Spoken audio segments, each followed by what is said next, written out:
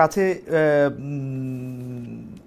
যে বিষয়টা নিয়ে আসতে চাই সেটা কিছুটা আমি ইন্ট্রোতে বলতে চেষ্টা করেছি, কিন্তু সেটা নিয়ে আসলে আমার গুছিয়ে বলার ভাষাটা নাই। কারণ হচ্ছে আজকে আমি ডিআরইউতে মঞ্চ ৭১-এর গোল টেবিল আলোচনা যেভাবে স্লোগান দিয়ে, প্রায় গায়ে হাত দিয়ে, মানে মারধর না করেও কানের কাছে গায়ে হাত দিয়ে, কাউকে কাউকে গায়ে হাত দিয়েও যেভাবে তুলে দেওয়া হলো, এইটা আসলে কতটা যৌক্তিক?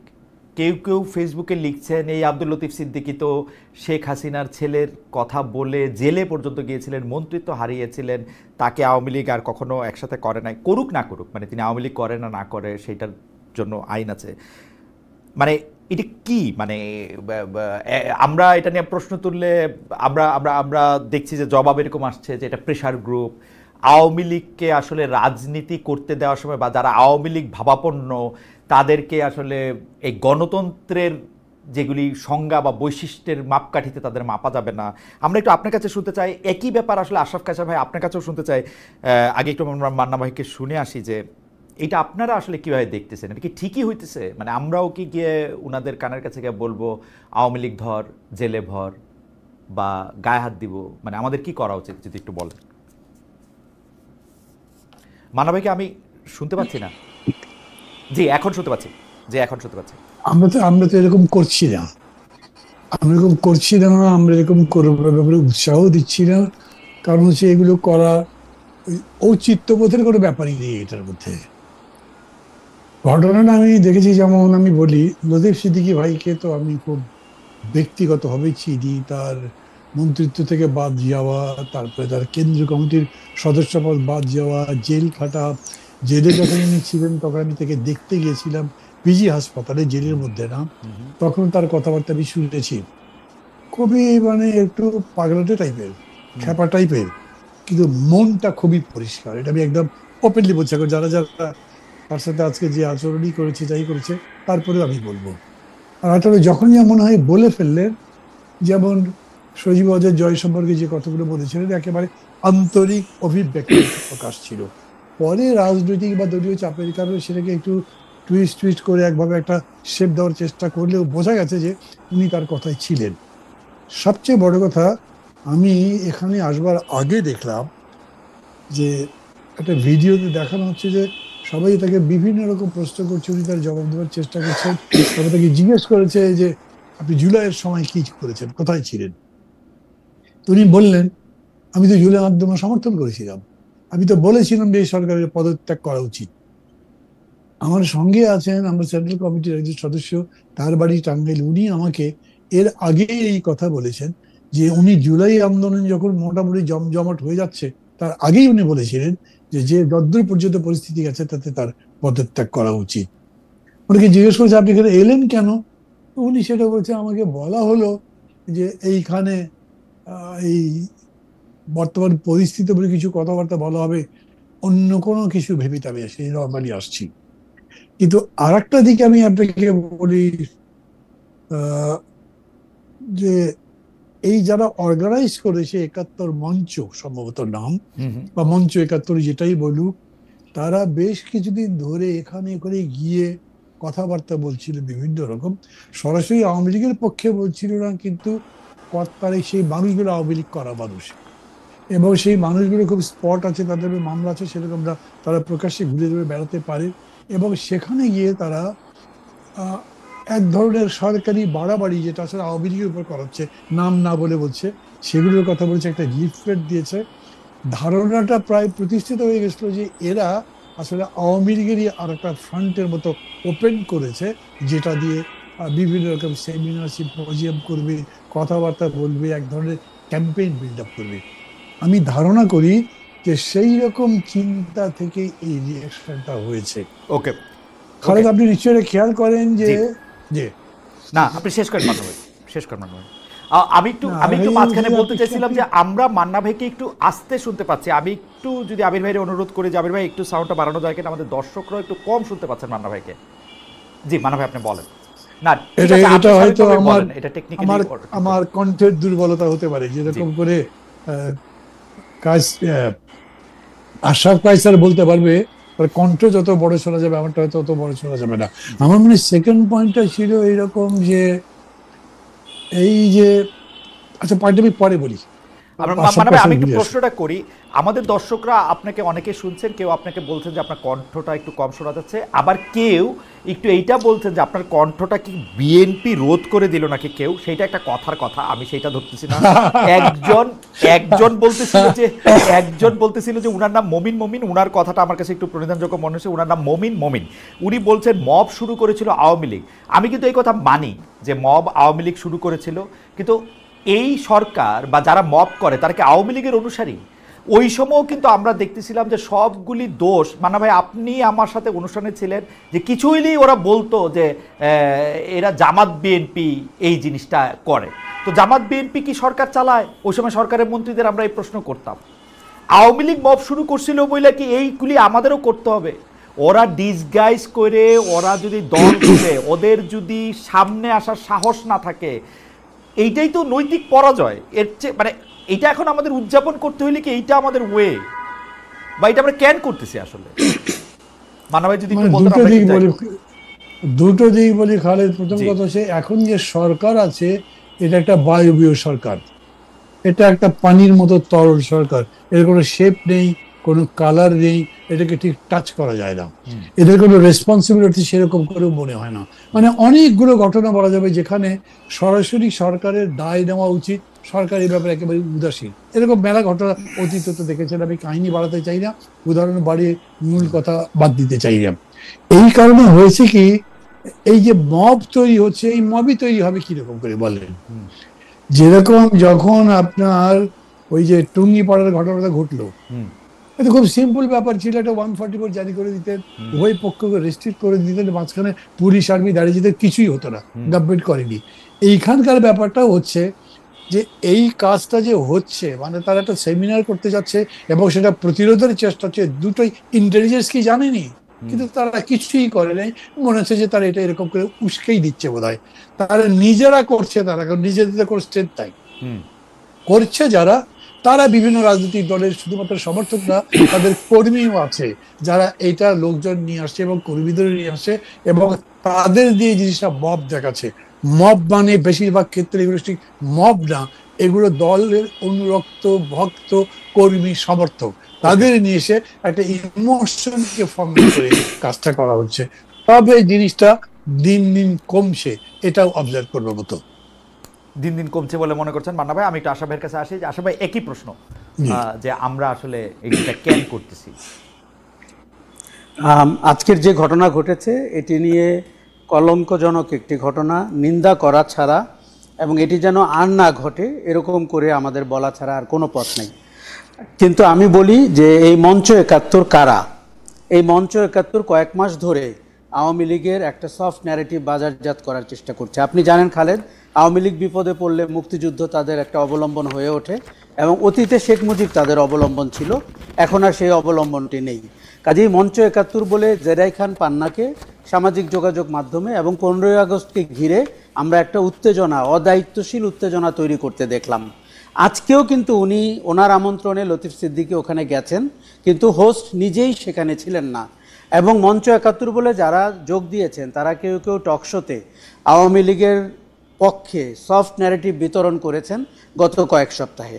তাই বলে তাদের সভা সমাবেশ করার অধিকার নাই, গোল টেবিল করার অধিকার নাই, অথবা আমি গিয়ে শারীরিকভাবে আক্রমণ করব, এটি কোনোভাবেই যুক্তিযুক্ত না। এই সংস্কৃতি থেকে আমাদের বেরোতে হবে। একে মব, প্রেশার গ্রুপ বা অন্য কোনো নামে ডেকে এর যে ভয়াবহতা সেটি যেন আমরা কমিয়ে না দিই। আমি শুধু একটু বলি, জাদুঘরের সামনে ইঞ্জিনিয়ার ইনামুল হক বলে এক লোক প্রতিবাদ করছিলেন শেখ হাসিনার বিরুদ্ধে, তাকে দিবালোকে এসে যুবলীগ বা ছাত্রলীগের লোক চর মেরেছিলেন। মাহমুদুর রহমান আমার দেশ সম্পাদক, তাকে কোর্টে তাকে আক্রমণ করে রক্তাক্ত শরীর করেছিলেন, তার গাড়ি ভেঙে দিয়েছিলেন। আবুল আসাদ দৈনিক সংগ্রামের সম্পাদক, বয়োবৃদ্ধ মানুষ, তাকে পাজাকোলো করে ওই অফিস থেকে বের করে দেওয়া হয়েছিল। ওই ঘটনাগুলো কিন্তু আওয়ামী লীগ শাসন আমলে ঘটেছিল। আজকে যারা নিন্দা করছেন তারা কি ওই ঘটনার সময় কোনো টু শব্দ করেছেন? আপনি অন্তত দৈব চয়ন পদ্ধতিতে 5টা খোঁজ করে দেখেন, আপনি উত্তর পাবেন না। তার মানে তাদের মানবাধিকার সেন্স অথবা মত প্রকাশের স্বাধীনতার সেন্স এটা কিন্তু Selective. মুখ চিনে চিনে এটা selective. সিলেক্টিভ জি। আমল চিনে এই ঘটনাটা আশা ভাই আমার দুইটা মানে উত্থাপন আছে, ঠিক প্রশ্ন না। মানে একটা হচ্ছে আওয়ামী লীগের পক্ষে সফট ন্যারেটিভ তৈরি। আমি কিন্তু আওয়ামী লীগকে মানে আপনাকে যেহেতু আমি ফলো করি, আমি আপনাকেই বলি যে আপনি যতটা শক্তিশালী ভাবেন আমি আওয়ামী লীগকে অতটা শক্তিশালী ভাবি না। আমার পক্ষে যুক্তি হইল, আমি 2023-এর অক্টোবরে বলছিলাম যে শেখ হাসিনা আপনি আপনার পদ থেকে পদত্যাগ করেন, তারপর শেখ রেহানাকে বানান প্রধান নির্বাচন কমিশনার, তারপরও আপনি অধিকাংশ আসনে হারবেন। কারণ এই যে সফট নেগেটিভ তৈরি করেন, আর আপনি যাই করেন, আপনার কাছে যদি রাষ্ট্র ক্ষমতা না থাকে, আপনি আসলে আওয়ামী লীগরে আমি অত বড় দল মনে করি না। ছাত্রলীগ যুবলীগ সম্পর্কে আমি মনে করি ছাত্রলীগ যুবলীগ একটি গালি। ছাত্রলীগ যুবলীগ ওই সময় মাহমুদুর রহমান সাহেবের সাথে কি করছে, আবুল হাসান সাহেবের সাথে কি করছে, এনামুল হক সাহেবের সাথে কি করছে, তারপরে 100 বার ধান কাইটাও 50,000 বার আমাদের পায়ে ধরেও কিন্তু ওরা আমাদের মনে আর আসে না। এটা একটা গালি, প্রতিষ্ঠিত গালিতে পরিণত হয়েছে ছাত্রলীগ যুবলীগ, আপনি যাই বলেন। মানে এইটার ক্ষেত্রে মানে আমরা যখন কাউন্টার নেগেটিভ দাঁড় করায় আশা ভাই, বিশেষ করে আমি দেখছি যে আপনি ওপিনিয়ন লিডার হিসাবে আপনি কিন্তু অনেক, আমার আপনার কাছে জানতে ইচ্ছা করে যে এই কাউন্টার নেগেটিভটার তো শেষ তো হইব না। আমরা তো আওয়ামী লীগের এগুলি পামু, তার আগে গেলে আওয়ামী লীগ জাসদের লোকে কি করছে পামু, জিয়াউর রহমান সাহেব বিএনপি প্রতিষ্ঠা করার সময় কি করছে পাইলে এগুলি পামু। আপনি এগুলি আরো ভালো করতে পারবেন, মান্না ভাই তো কালা সাক্ষী। এইটা মানে এটা আমরা করবো কিনা, মানে আমি সাজেশন চাইতেছি যে এইটা আসলে ঠিক হবে কিনা। খালেদ, আমার স্ট্রং সাজেশন হচ্ছে এই পথ অবলম্বন করা যাবে না, এই পথের শেষ হতে হবে। অতীতের দিকে তাকালে আপনার মনে প্রতিহিংসা জাগবে, ক্ষোভ জানবে, হতাশা জাগবে, কিন্তু এইটা কোনো পথ না। আরেকটা জিনিস, যেই গৌরবোজ্জ্বল গণ অভ্যুত্থান হয়েছে এবং যেই রকমভাবে পলায়ন করেছেন শেখ হাসিনা এবং তার দুঃশাসন, তারপরে এটি মানানসই না। তৃতীয় হচ্ছে, যারা এই মব ভায়োলেন্সের সাথে যুক্ত এই লোকগুলো কারা? এই লোকগুলো অদায়িত্বশীল, তাদের গণ অভ্যুত্থানে তেমন কোনো ভূমিকা নাই, তারা একটা ভালনারেবল রাজনৈতিক সময়ের সুযোগ নিচ্ছে। আমি বরঞ্চ বলবো এরা গণ অভ্যুত্থানের বিপক্ষ শক্তি। কেননা গণ অভ্যুত্থানের ভেতর দিয়ে মানুষের মধ্যে যে আশা আকাঙ্ক্ষা জেগে উঠেছিল, এই আইন বহির্ভূত কর্মকাণ্ডগুলো মানুষকে বিভ্রান্ত করছে, বিচলিত করছে এবং হতাশ করছে। কাজেই আমি কোনোভাবেই বলছি না it can continue, it can't. আরেকটা জিনিস হচ্ছে যে আওয়ামী লীগকে আমি অত শক্তিশালী মনে করি না, কিন্তু আমি তাদের কালচারাল হেজিমনি অথবা তাদের সফট ন্যারেটিভ তৈরি করার যে ফ্যাক্টরি, সেটিকে মনে করি। আপনি আজকে খেয়াল করবেন, আজকের ঘটনার পরে সামাজিক যোগাযোগ মাধ্যমে বলা হয়েছে মুক্তিযুদ্ধের উপরে আক্রমণ হয়েছে, মুক্তিযোদ্ধার উপরে আক্রমণ হয়েছে।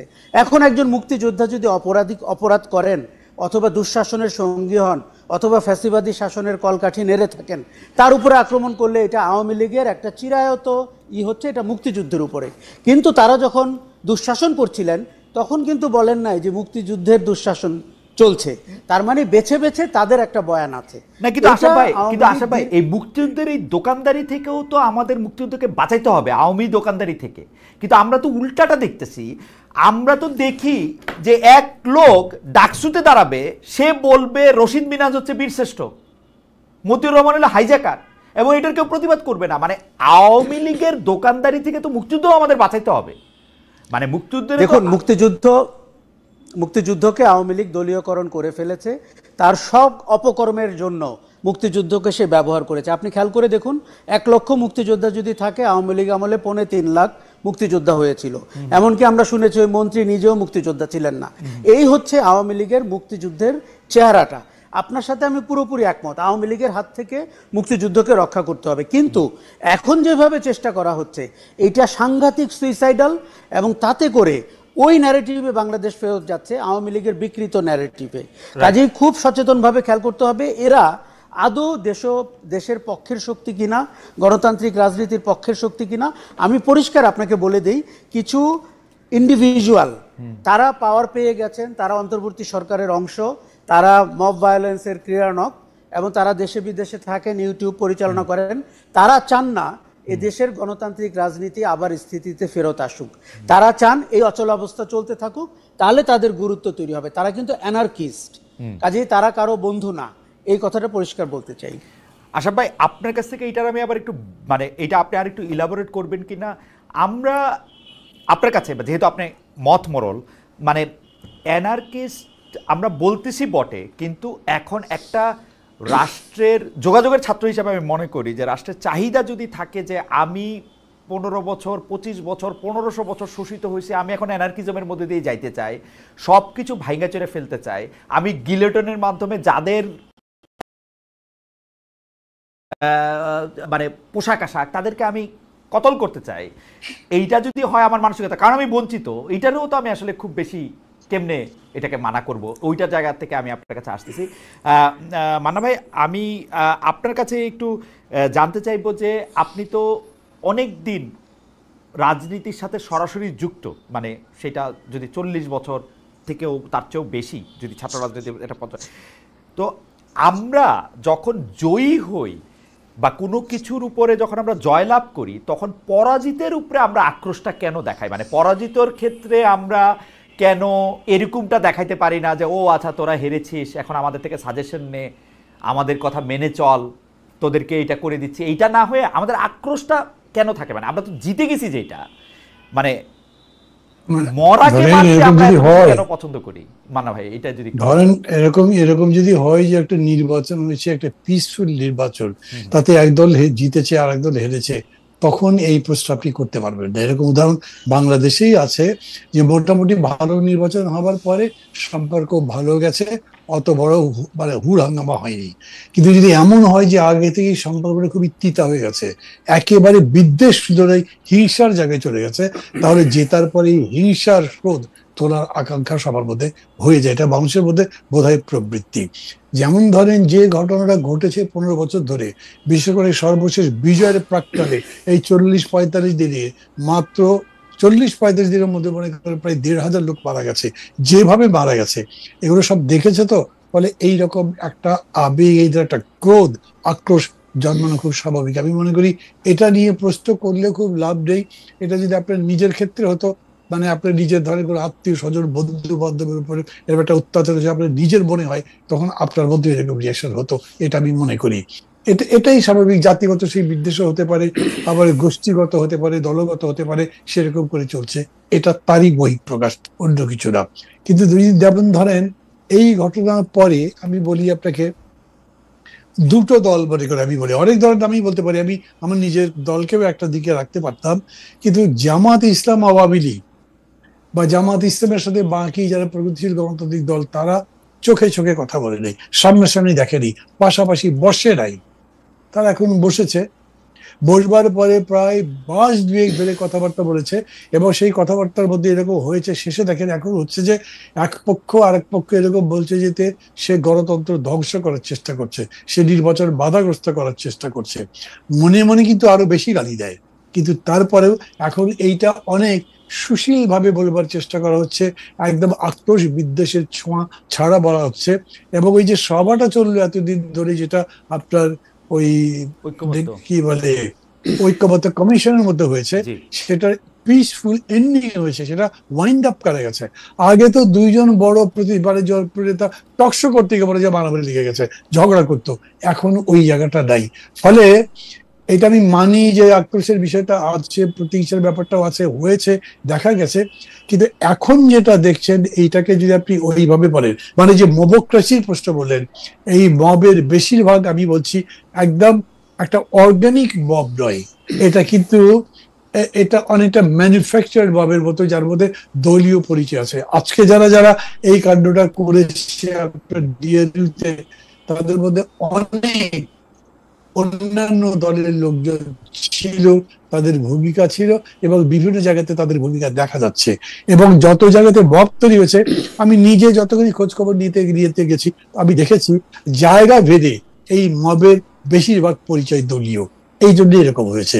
আর এই দলীয় জিনিস আপনি যদি উস্কাতে থাকেন, তাহলে তো সেরকম হবেই।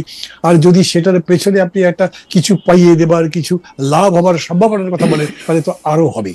এটাই আমি মনে করি।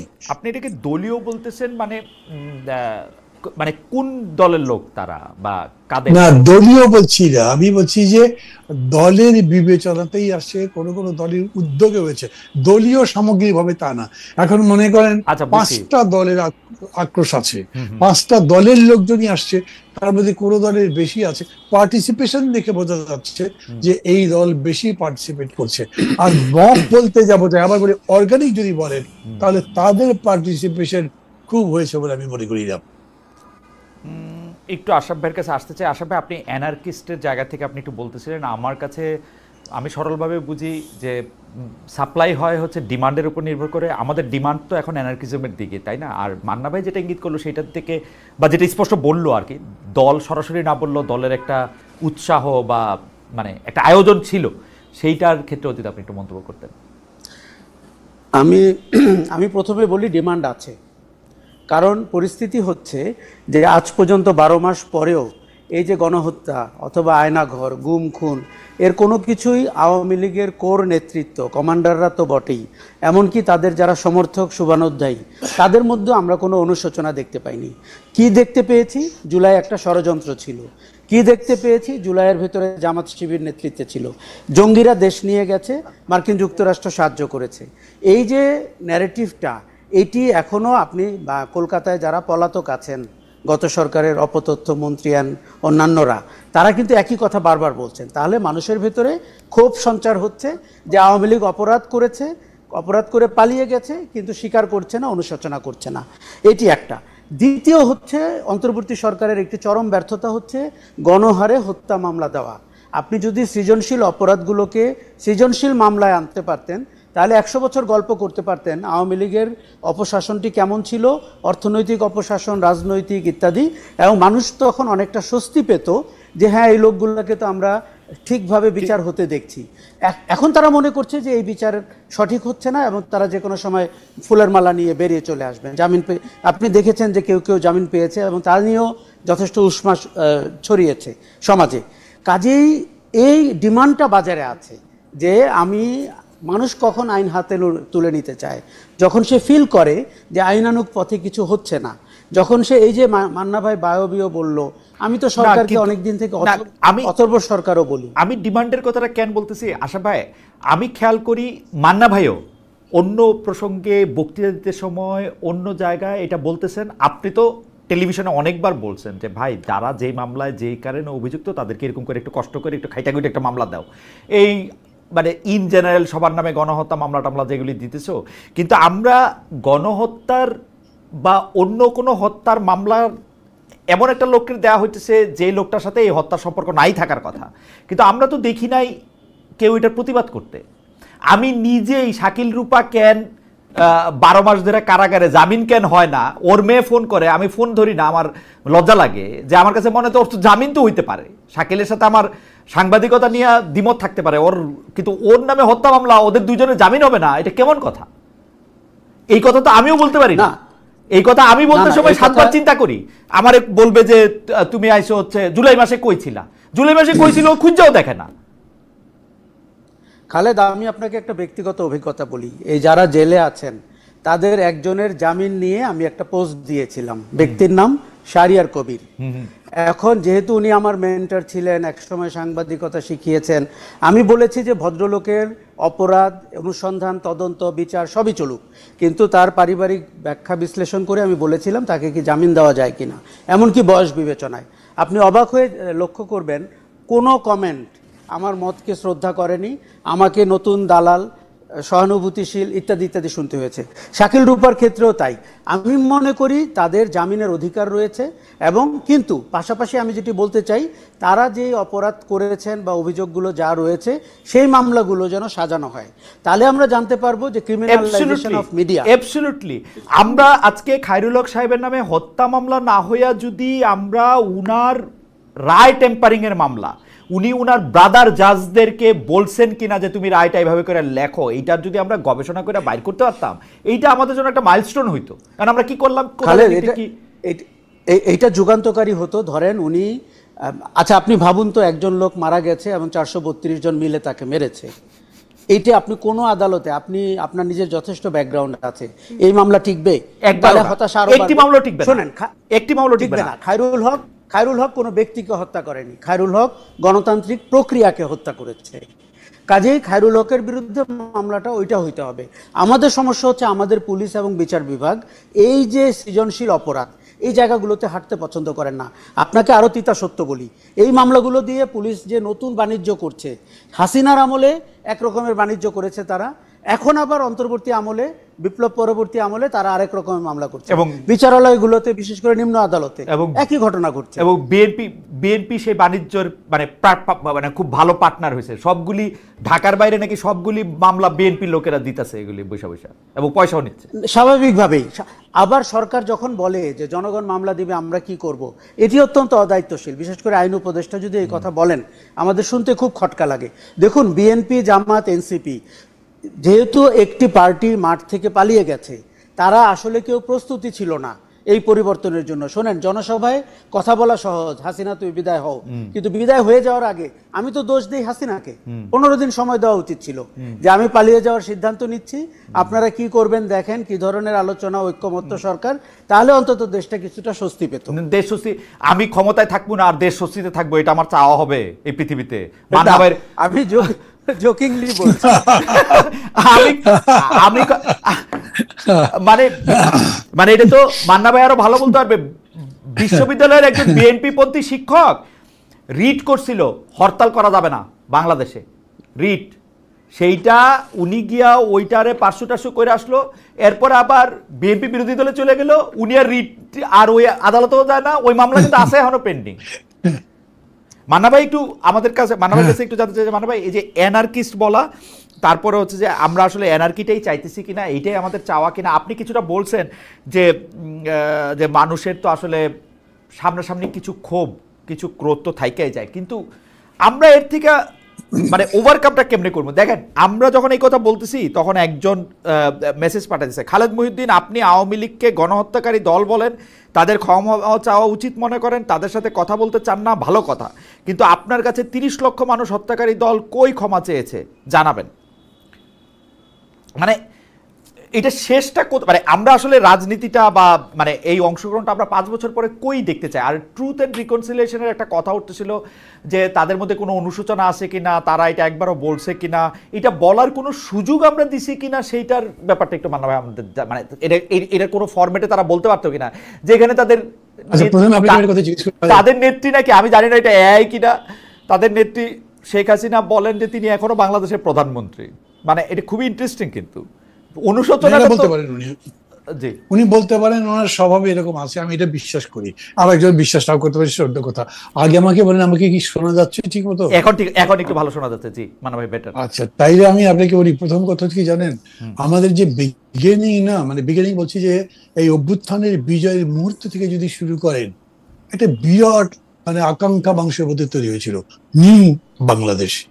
এই নিউ বাংলাদেশ মানে পুরো কোনো অন্যায় অত্যাচার ইয়েই থাকবে না, সবকিছু ভালো হয়ে যাবে। কিন্তু সেই সময় একটা বড় ধরনের ডিফারেন্সের কথা আমি আপনাকে বলি, সমগ্র জাতীয় ঐক্যবদ্ধ হয়েছে বলছি না, কিন্তু এখন দেখেন নাহিদ ইসলাম বলে যে আমরা বলেছিলাম একটা জাতীয় সরকার হওয়া উচিত, কিন্তু বিএনপি রাজি হয়নি। বিএনপির পক্ষ থেকে মির্জা ফখরুল কিংবা কেউ কিন্তু প্রতিবাদ করেনি যে না, তারা জাতীয় সরকার চাননি, বলেননি। তার মানে একটা গভর্নমেন্ট রিপ্লেস করলেন, আর একটা গভর্নমেন্ট কেমন আসবে সেই ব্যাপারে আপনাদের ঐক্যবদ্ধ ছিল না। আমি কথাটা কেন বললাম, আর একটা গভর্নমেন্টের ক্যারেক্টার, একটা গভর্নমেন্টের স্ট্রাকচার আপনি ডিফাইন করতে পারেন নাই, কিন্তু আশাকাঙ্ক্ষাটা তুঙ্গে তুলে দিয়েছেন। আপনিও যে প্রশ্ন করছেন, আমিও যে জবাব দেওয়ার চেষ্টা করছি, সেই জবাবটা হচ্ছে এরকম, আমাদের প্রত্যাশা বা আকাঙ্ক্ষার সাথে আমাদের প্রাপ্তি একেবারে মিলছে না। অতএব প্রশ্ন করছি, এটা ওটা উল্টা পাল্টা সিধা সব রকম প্রশ্ন করছি। আপনি যে জিজ্ঞেস করলেন না, এই যে এনার্কি মানে কি, যার মধ্যে কোনো থিওরি নাই, কেবলমাত্র ভাঙচুর। নৈরাজ্য জিনিসটাই এরকম যে যার মধ্যে কোনো ইথিক্স নাই, কোনো ডাইরেকশন নাই।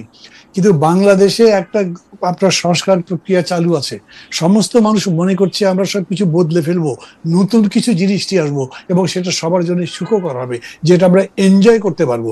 রিয়েলিটি হচ্ছে এরকম কোনো কিছু হয়নি। অতএব আপনি নিশ্চয়ই জানেন যে যে বুয়েটের ছেলেরা না মানে আন্দোলন ভাই করছে আপনার 3 দফা। মানে ভাই আপনি আগে মাঝখানে এই কথা একটু বলেন না। আপনি বলতেছেন জনগণের মধ্যে আকাঙ্ক্ষা তৈরি হয়েছিল। আমি যদি এটা চ্যালেঞ্জ করি, জনগণের মধ্যে এই আকাঙ্ক্ষা তৈরি হয় নাই। আমি যদি বলি জনগণের মধ্যে আকাঙ্ক্ষা তৈরি হয়েছিল আওয়ামী লীগকে শাস্তি দেওয়ার জন্য, তারপরে কি হবে কি না এটা জনগণ জানতোই না। এটা আপনি জানতেন, কিন্তু আপনি খুব জনগণ জানতো না। কারণ আমি ওই রকম করে যদি বলেন তাহলে আকাঙ্ক্ষার কোনো লক্ষণ দেখি ওই রকম করে যদি বলেন তাহলে আমি বলবো আমিও জানতাম না। এই আকাঙ্ক্ষাটা হয় খুবই ব্রডলি, এত পার্টিকুলারলি আপনি বুঝতে পারবেন না। পায়ের সুইচটা আপনি মনে করছেন যে এই জুলুমটা গেছে, এই জালিমটা গেছে, তাহলে এখন শান্তি হবে। এটা হলো কমন আইডিয়া।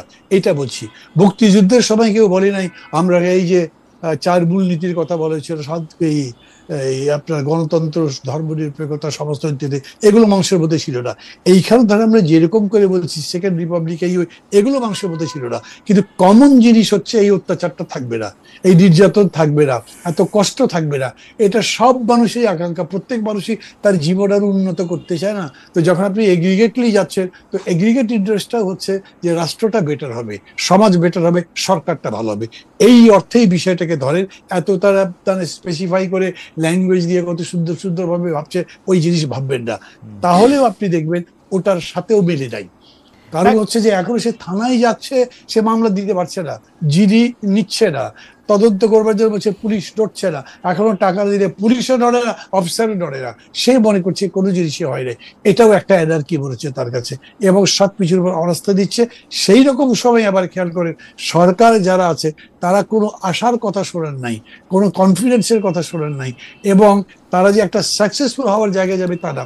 যখন ডক্টর ইউনূস বলেন যতদূর আমরা ঐক্যবদ্ধ হই ততদূর করবো, যতদূর পারি না ততদূর ছেড়ে দেবো, তার মানে আপনি তো সারেন্ডার করলেন। ফাইট করে দিয়ে আসবে তা বলছেন না, আর্গুমেন্ট করে নিয়ে আসবে তা বলছেন না। আপনি এরকম করে বলছেন না যে আমি রুল করব ওভার এনার্কি, তা বলছেন না। মানে এনার্কিটা কিরকম হচ্ছে, যার যেরকম ইচ্ছা বেরিয়ে বেরিয়ে বসিল করছে, যেরকম ইচ্ছা সেরকম দাবি তুলছে, ওটার মধ্যে কিন্তু লজিক আছে। আপনি যখন বলছেন যে আমি একটা বৈষম্যহীন সমাজ করব, তখন বেতনের ক্ষেত্রে যত বৈষম্য আছে, যতগুলো স্কেল আছে, প্রত্যেক জায়গাতে আছে। তারা প্রত্যেকেই তো ধর্মঘট করতে পারে, আন্দোলন করতে পারে, তা দেখে আপনি নৈরাজ্য ভাবতে পারেন, কিন্তু এটা হয়তো নৈরাজ্য নয়।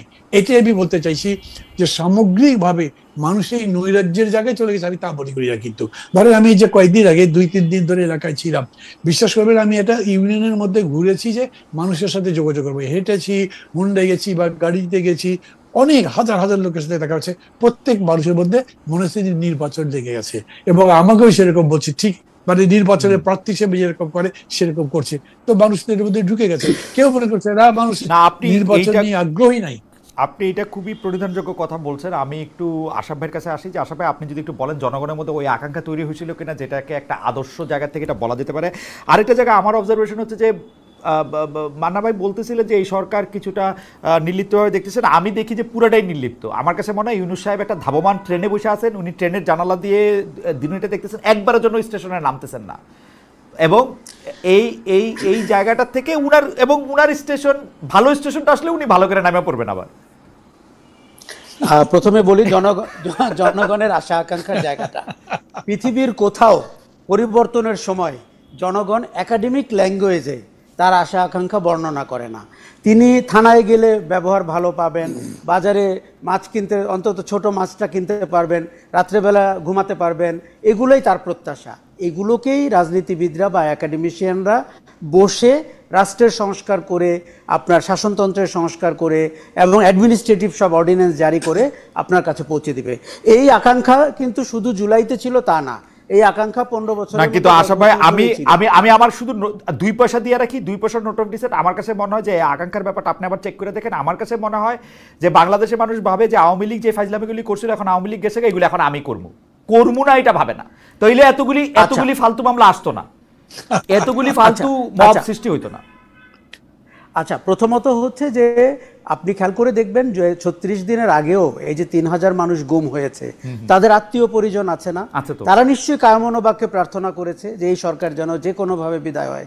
কাজে আশা আকাঙ্ক্ষাটা ছিল এরপরে গুম হবে না, আয়না ঘর হবে না, এরপরে আমি গুম করব, ও যে আমারে গুম করছে আমি তারে গুম করব, এটা হলো আমার আশা। আচ্ছা, এই প্রবণতা কিন্তু অস্বাভাবিক না।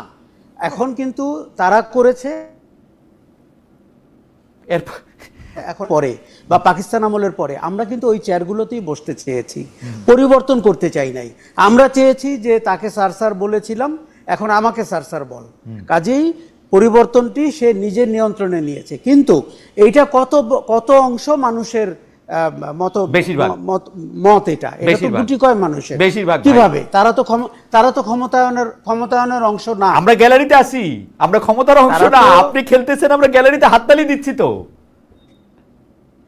না না, নিশ্চয়ই দিচ্ছি। এই কালচারটিরও তো আমরা বলছি যে একটা পরিবর্তন দরকার, যে কারণে আমরা বলছি যে অপরচুনিটিটা কি হাতছাড়া হয়ে গেল কিনা।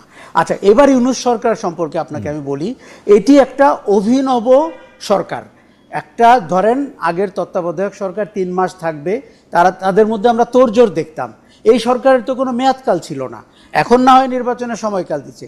এটি একটি ধরি মাছ না ছুঁই পানির সরকার, এবং যে নিজে কোনো পানি লাগাবে না, কাদা লাগাবে না, আবার ভদ্রভাবে বলবে বাচ্চারা ঠিক হয়ে যাও, ছেলেরা সবাই লাইনে বসে পড়ো, কিন্তু কেউ যদি না বসে তার ব্যাপারে তার কোনো অভিমত নাই। এই যে সরকার 3 মাস আগের থেকে বলেছে যে তারা মবকে কঠোর হস্তে দমন করবে, কিচ্ছু দমন করেছে না? তারা বলছে মব হচ্ছে প্রেসার গ্রুপ। মন্তব্য করা ছাড়া আপনার আমার প্রিয় আমরা সচিব বলেছেন যে এটা প্রেসার গ্রুপ। দেখেন, আমরা প্রেস সচিবকে এই কথা বলতে শুনেছি। ইতিহাস ঠিক জানে এটিকে মব বলবে না প্রেসার গ্রুপ বলবে, কিন্তু আমরা সরকারটিকে দেখতে চেয়েছিলাম যে সে যেন ফ্যাসিলিটেটর হয়, সে যেন মডারেটর হয়। এবং মডারেটর কিন্তু কখনো কখনো দয়ালু হয়ে উঠলে হবে না। এই যে আপনি যে আজকে রাজনৈতিক দল দুটির কথা, বিএনপির কথা তো আমরা সবাই জানি, বিএনপি বদলেছে কিনা বিএনপির নেতারা বলতে পারবেন, আমরা দেখতে পাচ্ছি না। এমনকি যেই কারণে মানুষের ধরেন আশা আরও কমে গেছে যে ইলেকশন হলে তো হয়তো বিএনপি পাওয়ার আসবে, সেই বিএনপি, এটা আমাদের বক্তব্য। দ্বিতীয়ত জামাতকে তো আমরা মনে করছি, জামাত ভাবছে জামাত তো পাওয়ারে আছে, এই জন্য তার নির্বাচনে যাওয়ার দরকার নেই, নির্বাচনে গেলে তো সে অপোজিশন হয়ে যাবে। কাজেই কি করে জামাত সচিবালয়ে ঢুকলো, কি করে বিশ্ববিদ্যালয়ের ভিসি হলো, কি করে ডিসি হলো, কি করে এসপি হলো, এটি আপনি বের করেন। কিন্তু আশা ভাই আপনি আমার চেয়ে ভালো জানেন, কিন্তু আমি আপনাকে বলি এই থিওরিতে তো বিএনপির একই অবস্থা। এই যে ডিসি এসপিরা নিজেদেরকে ছাত্রদল যুবদল করে আসা লোক অলরেডি পরিচয় দিতে শুরু করছে। সচিবগো মধ্যে যেগুলি কি সেক্রেটারি আছে তারা বিএনপির সাথে ঘনিষ্ঠ, এটা প্রমাণ করার চেষ্টা করছে। বিএনপি মাঠ পর্যায়ে অলমোস্ট দখল নিয়ে নিছে। আপনি ইউনিয়ন পরিষদে ফোন করলে দেখবেন টিএনও সাহেবের সামনে 2টা বিএনপির গুন্ডা না, মানে বিএনপির ভদ্রলোক বসে আছে।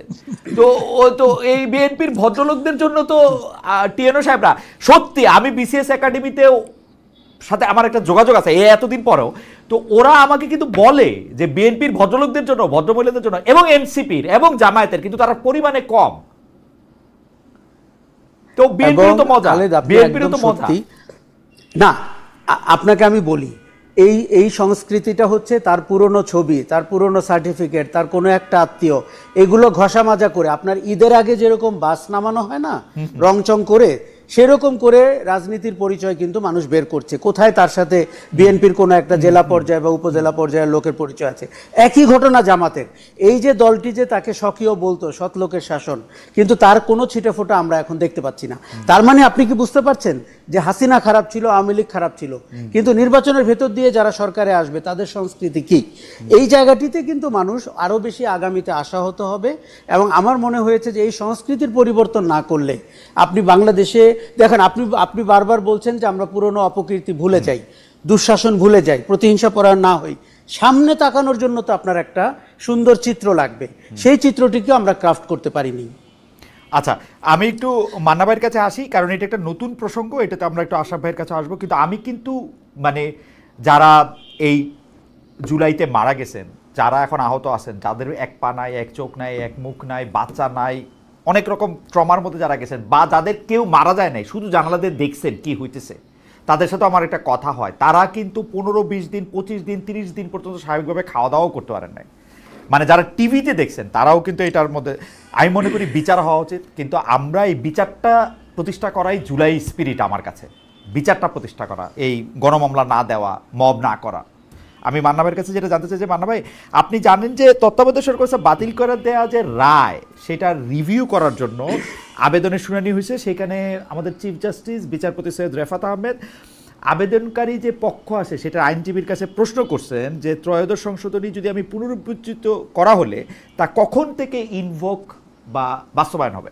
আমি যে ডক্টর মোহাম্মদ ইউনূস সরকারকে বলতেছি যে ওরা আসলে ট্রেনের জানালা দিয়ে সুন্দর বাংলাদেশটা দেখতেছে, ধাবমান বাংলাদেশকে দেখতেছে, নামতেছে না, এসি ঠিক আছে ওইখানে, এখন ওই সরকারেরই 5 বছর থাকার জন্য, কারণ তিনি তত্ত্বাবধায়ক সরকার হলে ওরা তো আর 3 মাসের সরকার না, ওরা শেখ হাসিনার রেখে যাওয়া সময়টাই কি ওরা থাকার জন্য এইটা লক্ষ্য, না কি মনে হয়? মানে এই ক্ষেত্রে কি হবে আসলে? আমি কিন্তু সাংবিধানিক অবস্থাটাও বুঝি না। যেমন এইটা রিভিউ না করলেও এখন তো ত্রয়োদশ সংশোধনী বহাল, তার মানে আপনি তত্ত্বাবধায়ক সরকার ব্যবস্থার মাধ্যমে আপনি নির্বাচন দিবেন 90 দিনের মধ্যে, তাহলে ওর লেজিটিমেসি কি থাকে ও যে সংবিধানের মাধ্যমে ক্ষমতাটা নিছে? মানে আমি বলতেছি ইউনূস সরকারের এটা কি একটা পেঁচঘোচ আছে ভবিষ্যতের জন্য, নাকি অবশ্য পেঁচ থাকলেই কি আয়শা বলবে অতীতের সব কাজ ঠিক আছে, প্রবলেম তো নাই নাকি? আপনি প্রশ্ন তুলে নিজে জবাবটা দিয়ে দিয়েছেন। আমি না এর চেয়ে বেশি জানি যে তা না। আমার কাছে এরকম মনে হয়েছে যে মানে এই অন্তর্বর্তী সরকার যে এতদিন আছে তার লেজিটিমেসিতে একটা প্রশ্ন আছেই। আপনি এখন তত্ত্বাবধায়ক সরকার মানলেন, সেটা কবে থেকে কার্যকর হবে সেই রায়ের উপরে তো এই গভর্নমেন্টের ভ্যালিডিটি, লেজিটিমেসি সবই ডিপেন্ড করে। অতএব তারা এই জায়গাতে ওয়ারিড আছে। তারা ওই কারণেই অ্যাপিলটা করেছে যাতে ইমিডিয়েটলি এটা কার্যকর করা না হয়। তারা নির্বাচন দিয়ে দেবে, তারপরে তার মানে এই ইলেকশনের পর থেকে যাতে তত্ত্বাবধায়ক সরকার ব্যবস্থা চালু হয়, এটাই বর্তমান সরকার চায়।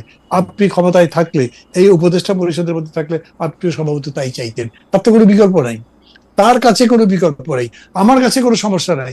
এখন যদি অন্তর্বর্তী সরকার কি বলে তত্ত্বাবধায়ক সরকারই আসে 3 মাস পরে নির্বাচন হয়, আমার ক্ষতি কি আছে? এই সরকারের বদলে নতুন আরেকটা সরকার, সেই সরকার তত্ত্বাবধায়ক হবে যেহেতু, অতএব সেই সরকার কোনো পক্ষে যাবে না, সেটা ভালো নির্বাচন করে আশা করতে পারি, তার কাছে আমি থাকতে পারি। কিন্তু এইটা এই সরকারের জন্য তার বাঁচাবার প্রশ্নে, তার লেজিটিমেসির প্রশ্নে যে বড় প্রশ্নটা তৈরি করছে, সংকট তৈরি করছে, তার কারণে তার এই পজিশন এরকমই হবে। আমি যতদূর বুঝি ততদূর বললাম। কিন্তু বানা ভাই, আমি ঠিক আছে, এইটা আশরাফের কাছে যাওয়ার আগে আপনি কি এক লাইন এটা বলবেন যে আমাদের উপদেষ্টারা ডক্টর ইউনূস সহ তারা সবাই বলেন যে তাদের যেহেতু আর কোনো নির্বাচন করার শখ নাই, বেশি দিন থাকার শখ নাই, তারা সবাই তো স্ব ক্ষেত্রে অনেক ভালোই ছিলেন, তারা এখানে আসতেছেন দেশের জন্য একটা সার্ভিস করার জন্য, সেই সবই ঠিক আছে, কিন্তু যেহেতু তাদের কোনো কিছু কাউরে দেখানোর নাই, সেই জন্যই কি তারা একটু এরকম নির্লিপ্ত, মানে যেটা ভালো মনে করেন সেটা করলেন? মনে করেন আজকে যদি মনে করেন যে মানে প্রায়োরিটিটা ওইভাবেই ঠিক করলেন, আজকে যদি মনে করেন যে প্রায়োরিটি হচ্ছে গ্রামীণ ইউনিভার্সিটি দেওয়া, ওইটা দিলেন। আজকে যদি মনে করেন যে প্রায়োরিটি হচ্ছে যে একটা বিদেশে লোক পাঠানোর একটা কেন্দ্র করা, ওইটা করলেন। ব্যাপারটা কি এরকম? এইটা তো ঠিক, ধরেন যে যারা এখানে আছেন তারা, আমি মনে করি তারা প্রাথমিকভাবে এক ধরনের ড্রিম নিয়ে আসছিলেন। আমি যেটা ডক্টর ইউনূসের কথা, যেটা এই নাহিদ হাসান বাইরে এসে বললেন যে উনি পদত্যাগ করেছেন বা করবেন, সিদ্ধান্ত নিয়েছেন, তারপর উনি আবার আমাদের সবাইকে ডাকলেন না, তখন তার সাথে আমি কথা বলেছিলাম। তখনই বলছেন যে না না, আমি তো সিদ্ধান্ত নিয়েছি যে আমি থাকছি, আমি যাচ্ছি না। Why did you do that? এটা আপনি ভাবলেন কিভাবে? সেটা ব্যাখ্যা গিয়েছে। তখন তিনি বলছিলেন যেটা করব বলে এসেছিলাম সেটা তো করতে পারছি না। সেটা কি করতে চেয়েছিলেন? সংস্কার ইত্যাদি ইত্যাদি। তো সংস্কার আপনি করে যদি না যেতে পারেন, তাহলে পরে যারা আছে তারা করতে পারবে? উনি তখন জবাব দিলেন না। তার মানে আপনি ধরে নেন এরা, উনি সহ তারা যে ড্রিম নিয়ে, যে আশা নিয়ে আসছিলেন, সেটা বাস্তবায়ন করতে পারছেন না। কেন? তার ব্যাখ্যা বহুভাবে দেওয়া যায়, কিন্তু বাস্তবটা হচ্ছে যে অবজেক্টিভ রিয়েলিটিটা প্রিভেইল করে, সেটার উপরে তারা যেতে পারছেন না, সেটাকে কন্ট্রোলে আনতে পারছেন না। তার মানেই হচ্ছে যে তারা আইদার এটার সাথে কম্প্রোমাইজ করছেন, অথবা এটাকে যারা ডিকটেট করে তাদের সাথে কম্প্রোমাইজ করে পরের দিকে যাওয়ার চেষ্টা করবেন। অতএব ডক্টর ইউনূসের কথা খুব ক্লিয়ার। উনি যেদিন ফ্রান্স থেকে এসে নেমেছিলেন এয়ারপোর্টেও বলেছিলেন আমার কথা শুনতে হবে না, যদি শোনো তাহলে কিন্তু আমি আবার চলে যাবো। আশরাফের কাছে একটু আসি। আশরাফ ভাই, বাংলাদেশ একটা খুব অদ্ভুত দেশ, যে যেটা করতে চায় এটাকে সে করতে পারে না, আবার এটা পদে থাকে। আমি ওই যে ডেইলি স্টারের যে সম্পাদক মাহফুজ আনাম সাহেব, মাহফুজ ভাইকে আমি ইন্টারভিউ করছিলাম জার্মানিতে, উনি বলতেছেন যা লিখতে চাচ্ছি তা লিখতে পারছি না, যা করতে চাচ্ছি তা করতে পারছি না। তাহলে আপনি আসেন কেন ভাই তাহলে এই পদে? তো ডক্টর মোহাম্মদ ইউনূসও নাকি যা করতে চাইতেছেন তা করতে পারে না। মান্না ভাই এটা যে বলছেন এটা আমি বুঝি উনার, কিন্তু তাহলে উনি আসেন কেন? তাহলে উনি না থাকলেও বা কি হবে? এইটাও একটা প্রশ্ন। এই প্রশ্নের সঙ্গে যে প্রশ্নটা হচ্ছে বিচারপতি সৈয়দ রেফাত আহমেদের যে প্রশ্নটা আইনজীবীর কাছে করছিলেন সরকার কতদিন থাকবেন, সেটা নিয়ে যদি একটু করতেন। আমাদের আজকে জরিপটার আবির ভাই আমাকে দেয় নাই, সেজন্য আমি মোবাইল ফোন থেকেই বলি যে আমরা একটা জরিপের জন্য দর্শকদের কাছে মন্তব্য করছিলাম যে তত্ত্বাবধায়ক সরকার নিয়ে দীর্ঘমেয়াদী সমাধান চায় আপিল বিভাগ।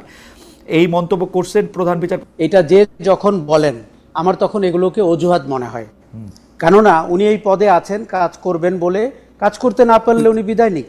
আমি গত 15 বছরে আমি যেহেতু গণমাধ্যমের সাথে যুক্ত, অনেক সাংবাদিককে শুনেছি প্রেশার, কখনো ভালো করে বুঝতে পারিনি এটা কি ডিজিএফ এর প্রেশার, এটা কি আওয়ামী লীগের প্রেশার, এটা কি তার সম্পাদকের প্রেশার, তার মালিকের প্রেশার।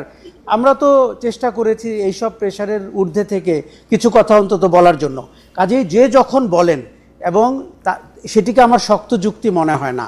দেখুন এই সরকারটি কেন ইউনিক, অতীতের সব তত্ত্বাবধায়ক সরকারের একটা ইনকামবেন্ট গভর্নমেন্ট ছিল বাজারে, এই সরকারের তো ওই গভর্নমেন্টটি পালিয়ে গেছে, কাজে এই সরকারের হাত তো খোলা। এখন এই সরকার দেখুন লতিফুর রহমানকেও যদি আপনি ফলো করেন, 12 ঘন্টার মধ্যে 13 জন সচিব তো উনি বদলাতে পেরেছিলেন, তার মানে আপনি তাহলে 100 দিনে কেন এরকম কিছু করতে পারলেন না, বা 10 দিনে। কাজে এই সরকার কিন্তু আরেকটা অদ্ভুত ক্যারেক্টার, তার কোনো জবাবদিহিতা নাই, সে কোনো সবকিছু হয়তো শোনে ভদ্রলোকের মতো কিন্তু কোনো উত্তর দেয় না। সরকারের অক্ষমতা আমার ধারণা সরকারের ভেতরেই, তাদের সক্ষমতার অভাব, তাদের অবজেক্টিভহীনতার অভাব, তাদের কারো কারো বয়স অনেক বেশি এবং তারা গণ অভ্যুত্থানের চেতনার সরকার না, অনেক উপদেষ্টারাই। কাজেই আমরা যেই জায়গায় হতাশ হয়েছি সেটা হচ্ছে আমরা একটি গণ অভ্যুত্থান পরবর্তী মানে মানানসই সরকার পাইনি। এই জন্য কিন্তু আপনি মানুষ যখন আইন হাতে তুলে নেওয়ার কথা বলে তার পক্ষে সে একটা যুক্তি পায়। আচ্ছা এবার আপনাকে বলি, সরকারটি একটি সাংবিধানিক ভজঘট তৈরি করে ক্ষমতা এসছেন, এটার জন্য আমি বলবো 72 ঘন্টা আমাদের আগামীতে দেখতে হবে। অগাস্ট 5 থেকে অগাস্ট 8 পর্যন্ত আপনি ভাবতে পারেন খালেদ, পলাতক 5 জন বিচারপতির কাছে আপনি চিঠি লিখেছেন যে আমরা কোন ধারায় শপথ নিব, লোকগুলা পলাতক, কেউ তখন সীমান্ত অতিক্রম করছে কিংবা ক্যান্টনমেন্টে, তাদের কোনো একটা রেফারেন্সে আপনি শপথ নিলেন। আপনার সবচেয়ে বড় রেফারেন্স হচ্ছে গণ অভ্যুত্থান, এই ম্যান্ডেট যেটা আর কখনো বাংলাদেশের ইতিহাসে কেউ পায়নি। কাজেই সরকারটি নিজে নিজে তাকে একটা সাংবিধানিক বাধ্যবাধকতার মধ্যে এনেছে। আপনি খেয়াল করেছেন এই যে জুলাই ঘোষণাপত্রে প্রধান উপদেষ্টা ওই কথাটাই আবার বলেছে, এক সময় ফিলোসফিক্যালি বলেছে ছাত্ররা নিয়োগকর্তা, কিন্তু তখন উনি বলেছে উনি সংবিধানের 102 ধারা অনুযায়ী উনি শপথ নিয়েছেন। কার রেফারেন্সে? পলাতক বিচারপতিদের রেফারেন্সে। আপনি কি মনে করেন যে ইতিহাসে এগুলো কখনো আর পুনরুত্থাপিত হবে না প্রশ্ন হিসাবে? কাজেই এই যে তত্ত্বাবধায়ক কবে থেকে চালু হবে এটিও আমার ধারণা না, সেইটা তো আর মনে হয় না কিছু করার ছিল। ওনারা যখন ডিসাইড করলেন যে ওনারা সংবিধানের সংবিধানে যেহেতু এটা নাই, 106 ছাড়া মানে প্রধান বিচারপতির নেতৃত্বে সুপ্রিম কোর্টের অ্যাপিলেট ডিভিশন ছাড়া ওনাদের কাছে তো আর কোনো উপায় ছিল না। কিন্তু ওনারা কেন সংবিধান দিয়ে গেলেন এইটা বোধহয় মান্নার কথায় কিছুটা ব্যাখ্যা আছে। বিএনপি যখন বললো যে সে জাতীয় সরকার করবে না, তখন তাদের ক্যান্টনমেন্টে গিয়েই বলতে হয়েছে যে তোমরা যেমন ভালো মজা করো। আমার কথা হচ্ছে তাদেরকে সংবিধান মতে যাওয়ার বুদ্ধি কে দিয়েছে? তাদেরকে মান্না ভাইয়ের সাথে নিয়মিত কথা হইতো, মান্না ভাইরে জিজ্ঞেস করবো আমরা। না এখন আপনি ক্যান্টনমেন্টের যে আমি শিওর মান্না ভাইয়ের সাথে হয় নাই, মান্না ভাইয়ের সাথে আমার এই কথা অনেকদিন হয়েছে। ক্যান্টনমেন্টের এন্ট্রি দেখতে পেলেন গণভবন, বঙ্গভবন আর ক্যান্টনমেন্ট হয়ে গেল দুটি নিয়ামক শক্তি। তা গণ অভ্যুত্থান গেল কোথায়? 1400 মানুষের জীবন গেল কোথায়? এই জায়গাটি সরকার প্রথম থেকে, এবং প্রফেসর ইউনূস প্যারিসে ছিলেন কিংবা তার কাছের মানুষরা ঢাকাতে কি পরামর্শ দিয়েছেন, ইতিহাসের স্বার্থে এগুলো একবার বেরুলে আপনি আশা আকাঙ্ক্ষা পূরণ না হওয়ার একটা কারণ খুঁজে পেতে পারবেন। আরেকটা কথা বলি আপনাকে, এই যে আপনি বলছেন গ্রামগঞ্জ পাড়া মহল্লায় সচিবালয়ে কে বিএনপি কে জামাত হয়ে গেছে, এটা তো খুব স্বাভাবিক। কিন্তু সরকারটি যদি এমন করতো যে রাজনৈতিক পরিচয় আপনার জন্য ডিসকোয়ালিফিকেশন, তখন কিন্তু এই ঘটনা ঘটতো না। সে তো এটা করতে পারেনি। কাজেই আমরা দেখতে পেয়েছি রাজনৈতিক পরিচয় ডিসকোয়ালিফিকেশন কেমনে হবে? ইউনূস সরকারকে তারা নিয়োগ দেয়, তারপরে ইউনূস সরকারের সবচেয়ে গুরুত্বপূর্ণ লোক তার মধ্যে প্রধানমন্ত্রী দেখে, তার কেমনে রাজনৈতিক সরকার কেমনে কি হবে? খালেদ, 7 দিনের মধ্যে আমরা দেখতে পেলাম ইউনূস সরকার দেশ চালাচ্ছে না, ব্যুরোক্রেসি দেশ চালাচ্ছে, পুলিশ দেশ চালাচ্ছে। পুলিশ কাপড় চোপড় পরার পরে, ইউনিফর্ম পরার পরে আবার দেশ চালাচ্ছে। কোন ভঙ্গিতে? সেই চেনা ভঙ্গিতে। ব্যুরোক্রেটরা আপনাকে প্রথমেই বলবে কোথায় কোথায় ভয়ের কারণ আছে। আমরা প্রত্যেকটা মেমো দেখলে বুঝতে পারি কোন ব্যুরোক্রেট লিখেছে, কোন রাজনৈতিক পরিচয়ের ব্যুরোক্রেট লিখেছে। সরকারের লোকরা বুঝতে পারেন না? নিশ্চয়ই তারা বুঝতে পারেন। আসলে তাদের একটা দায়িত্বহীন সরকার। তার গণ অভ্যুত্থানের এই বিশাল ম্যান্ডেটের পরে আসার তেমন কোনো যোগ্যতা তার ছিল না, এবং সরকারের 2-4 জন বাদ দিলে এই সরকারটা বেমানান। আমাদের আশা আকাঙ্ক্ষার সাথে তারা বেমানান। কি বলে, আমার সাথে অনেকদিন কাজ করছে উনি, আজকে থেকে সিনিয়র সেক্রেটারি হইবেন। তাহলে আর এই সরকারের তো ব্যুরোক্রেটরা তো আমি জানি না এইটা কোনভাবে করতেছে। আশা ভাই আপনাকে ধন্যবাদ। আমি আবারও একটা নতুন বিষয় নিয়ে আসি। মান্না ভাই, আপনি যদি একটু বলতেন যে এইটা একটু এক লাইনে যদি বলতেন, আশা ভাই প্রসঙ্গটা আনছেন যে ওই সময় আসলে ক্যান্টনমেন্টে গিয়া এটা কি ভালো হইলো দেশের জন্য? অনেকে বলে থাকে যে দেশে যখন এরকম অবস্থা হয়েছে, ক্যান্টনমেন্ট যেহেতু একটা পার্টি ছিল, ক্যান্টনমেন্ট যেহেতু গণ অভ্যুত্থানটা সফল করার জন্য একটা নিয়ামক সরকার হিসেবে কাজ করছে, যেটাকে বন্দুকের নল ঘুরাই দেওয়া বলতেছে, মির্জাফর বলতেছে, ওয়াকারকে, আমিও কিন্তু তাই মনে করি যে ক্যান্টনমেন্টের একটা বড় ভূমিকা ছিল। কিন্তু ক্যান্টনমেন্টে গিয়া মানে এইটা ঠিক হয়েছে মান্না ভাই ওই সময়? আমি প্রথমে একটা কথা বলি তাতে খালেদ, আমাদের এই অভ্যুত্থান সম্পর্কে ধারণাটা বেশ ভুল যাচ্ছে। আচ্ছা, পুরো নেশন আমরা, আমার কাছে মনে হয় যে আমরা একদম ক্রাইসিসের সময় রোল করে প্লে করতে পারিনি। যেরকম করে সবাই মিলে ডক্টর ইউনূসকে ডাকলো, এখন আপনি প্রশ্ন করছেন বুদ্ধিটা কে দিল তাকে, কেন তিনি সেটা করতে গেলেন? ডক্টর ইউনূস রেভলিউশনের লোক নাকি? উনি ইনসারেকশনের বা একজন ইনসারেকশনেরও মানুষ নন। তাতে উনি ক্ষমতায় এসে এটাই করবেন যাতে উনি লিগালি কনস্টিটিউশনালি স্ট্যাবলিশড হতে পারেন। উনি তাই করেছেন। এটা যদি হতো, ধরে যদি অভ্যুত্থান, মানে অন্য জায়গার অভ্যুত্থানটা দেখেন, অভ্যুত্থান হয়, তারপরে যারা অভ্যুত্থান করে তার নেতৃত্বে থাকে দে সিজ পাওয়ার, টেক ওভার পাওয়ার। ওইটা না করে আপনি যদি মনে করেন তাহলে কি করা উচিত ছিল, বুদ্ধিটা কি হতো, সেই আলোচনার মধ্যে গেলেই আপনি কনস্টিটিউশনের মধ্যেই যাবেন। আমি মনে করি এটা ঠিক কথা বলছেন মান্না ভাই। আমি মনে করি যে 100% ঠিক। জি মান্না ভাই বলেন। না, আপনি যে 3 দিন ধরে অপেক্ষা করলেন কেন? বিকজ আপনি এবার একটা লস। এখন কি করব আপনি বুঝতেই পারেন না যে 5 তারিখে এত বড় ঘটনা ঘটে, শেখ হাসিনার মতো মানুষ পালায় যাবে, ক্ষমতা আমাদের কাছে আসবে। ক্ষমতা আপনার কাছে এসে গেছে যখন, তখন ভাবতেছেন এখন কি করি এইটা নিয়ে, আপনি সেটা ঠিক করতে পারেন নাই। ক্যান্টনমেন্টে যাওয়া, ইউনূসকে মানে একটা খুঁজে বের করো কে, তো তখন as a celebrity the best person was professor Yunus. Professor Yunus কিছুদিন আগে ওই যে আপনার কি বলে নাগরিক শক্তি করতে গিয়ে SMS দিয়ে পার্টি করতেছিল। পলিটিক্যালি হি ওয়াজ সো র, এটা কি আমরা আগে জানি নাকি? ওই ঘটনা থেকে তো জানি, কিন্তু সেটা আমাদের মাথার মধ্যে নাই, কারণ আমাদের মাথার মধ্যে তো কোনো বিকল্পই নাই। যখন কোনো বিকল্প নাই, খেয়াল করবেন, তখন ক্যান্টনমেন্টই আপনার আশ্রয়ের জায়গা ছিল, because that was the source of power, that is still the source of power. অর্থাৎ তারা যখন ডেকেছে, all the political parties, the leaders, একদম মানে সবাই তার পেছনে দৌড়েছে। আমি তো দৌড়িতে গিয়ে পাই নাই বলে ঢুকতে পারি নাই, আমি ক্যান্টনমেন্টে যেতে পারি নাই, পরে বঙ্গভবনে গেছি। না, আরে রাস্তায় মানুষ এত, খালি সব জড়ায় ধরে হাত বিলায়, মানে হুলস্থুল একটা অভ্যুত্থানে একজন মানুষ পেয়ে গেছে। এই করে আমি গুলশান থেকে জাহাঙ্গীর গেটে 3 ঘন্টায় যাইতে পারি নাই, অথবা আবার যাওয়া সম্ভব হয় নাই। আমি বলছি তখন উনি ডেকেছেন, ডাকবার পরে উনি যখন ডেকেছে সবাই বলছে এটাই ঠিক। আচ্ছা, মির্জা ফখরুল ইসলাম আলমগীর ডাকলে সবাই কি যেত? নট শিওর, উনি নিজেও শিওর ছিলেন না। ফখরুল ইসলাম আলমগীর বাদ দিয়ে অন্য কোনো পার্টির নেতা ডাকলে বাকিরা সব যেত? No way. আমি ওইটাই লিখে দিতে পারি। তো বিএনপি ডাকলেও যে যেত, আজকে যে সম্পর্কটা ডেভেলপ করেছে দেখছেন, এই সম্পর্কের কথা ভেবে সেই দিন এই পার্টি যারা আজকে বিএনপি বিরোধিতা করছে তারা যেত মনে করে। So that was the only resource, ওইটার কোনো বিকল্প ছিল না। তারা ডেকেছে, ডাকবার পরেও তারা কত ভদ্র করে কাজ করেছে। ওরা বলেন আমরা কিন্তু ক্ষমতা নিয়ে নিচ্ছি, তারা বলছে আপনারা বলেন কি করতে হবে। আর আমরা তখন বলেছি বরঞ্চ আর্মি ঠিক করুক। এইটা আমি ইন পার্সন বলছি। ধরেন যখন ইন্টারেস্টিং গণভবনে গেলাম, তখন ওই প্রেসিডেন্ট সাহেব এসে আমার সাথে, আচ্ছা আমি আওয়ামী লীগ করেছি না, উনি আমার সাথে কোলাগুলি করেছে, দেখি যে কাঁপতেছে ভিতরে ভিতরে। কোলাগুলি করলে যাওয়ার সঙ্গে কি কাঁপতেছে, বাইরেই তো কাঁপার কথা, সরকার হয় বাইরেই তো কাঁপার কথা। হ্যাঁ, তা তো কাঁপছে, কাঁপছেই তো। তখন আপনার আসলো হঠাৎ করে, ফখরুল ভাই জিজ্ঞেস করলো যে বান্না এখন কি করা যায় বলেন তো, সরকারটা কিভাবে হবে? আমি ভাই দানা দানা কি ঠিক করবো এখন, এটা ঠিক আছে, আমরা সময় নেই, এখন তো কিছু বলতে হবে। তখন ওনারা বলে দেন, আমি বলেছি না আমি এটার সাথে নাই, মানে আমি তখন নিজেও জানি না কি হবে। আমি তো নিজেই 4 তারিখে বুঝে নিয়েছি আগামীকালকে সরকার চলে যেতে পারে, বুঝি রে ভাই অনেস্টলি। বাকি কেউ হয়তো স্বীকার করবে না, হয়তো বলবে আরে আমি আগেই টের পেয়েছিলাম, আমি ওইদিকে যাচ্ছি না। আমাদের পক্ষতেই তখন বলা হয়েছিল ঠিক আছে আপনারা এটা বলেন কিরকম করে করা হবে। আমরা প্রেসিডেন্টকে উপদেশ মানে পরামর্শ দিলাম যে আপনি জাতির উদ্দেশ্যে একটা ভাষণ দেন, বলেন। এগুলো আমাদের বলা ছিল, নট দ্যাট যে বিচারকরা জাস্ট একটা মত দিলেন তার ভিত্তিতেই করা হলো। আমরা সবাই মিলেই মনে করেছি যে এটাই এখন একমাত্র ওয়ে, সেটাই হয়েছে। আজকে যদি এটা বলে, আমরা খেয়াল করে দেখেন আসিফ নজরুল কিন্তু বলেছিল, যখন তাকে বলা হয়েছিল যে কেন আপনি জাতীয় সরকার করলেন না, তিনি বলেছিলেন কই সেদিন আমরা দুইবার তিনবার করে বসলাম, কেউ তো তখন জাতীয় সরকারের কথা বলেন নাই।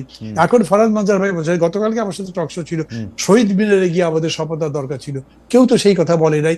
অতএব যেটা হয়েছে, theory my friend is grey, evergreen is the tree of life, যেটা ঘটেছে বাস্তবত সেটাই হয়েছে, এর বাইরে। ফ্যান্টাস্টিক। আমার মনে হয় যে এর চেয়ে ভালোভাবে আর এটা বলা যেত না। আশা ভাই, আপনি কি এখানে একটু মন্তব্য করবেন? আমার মনে হয় যে খুবই কয়টা গুরুত্বপূর্ণ। মানে ভাই আপনাকে চলে যেতে হবে? আচ্ছা মানে ভাই আপনি যদি হ্যাঁ মানে ভাই আপনি যদি চলে যেতে হয়, আমরা আশাফ ভাইরে একটু আসি, আপনি একটু ডাকসু নিয়ে একটু কথা বলে যাবেন, যে ডাকসুর ইলেকশন আসতেছে, জি এটা নিয়ে যদি একটু বলেন, এটা নিয়ে যদি একটু বলেন, দুইটা নিলেই তারপর আমরা যে এখন বলেন, এখন বলবো আপনি কয়টার সময় যাইতে হবে যদি আপনি বলেন? মানে 10টায় আমার পরের শুধু 10টা বাজতে 2-3 মিনিট বাকি। আচ্ছা তাহলে আপনি 2 মিনিট একই বিল্ডিং আছে সেটা বলছি।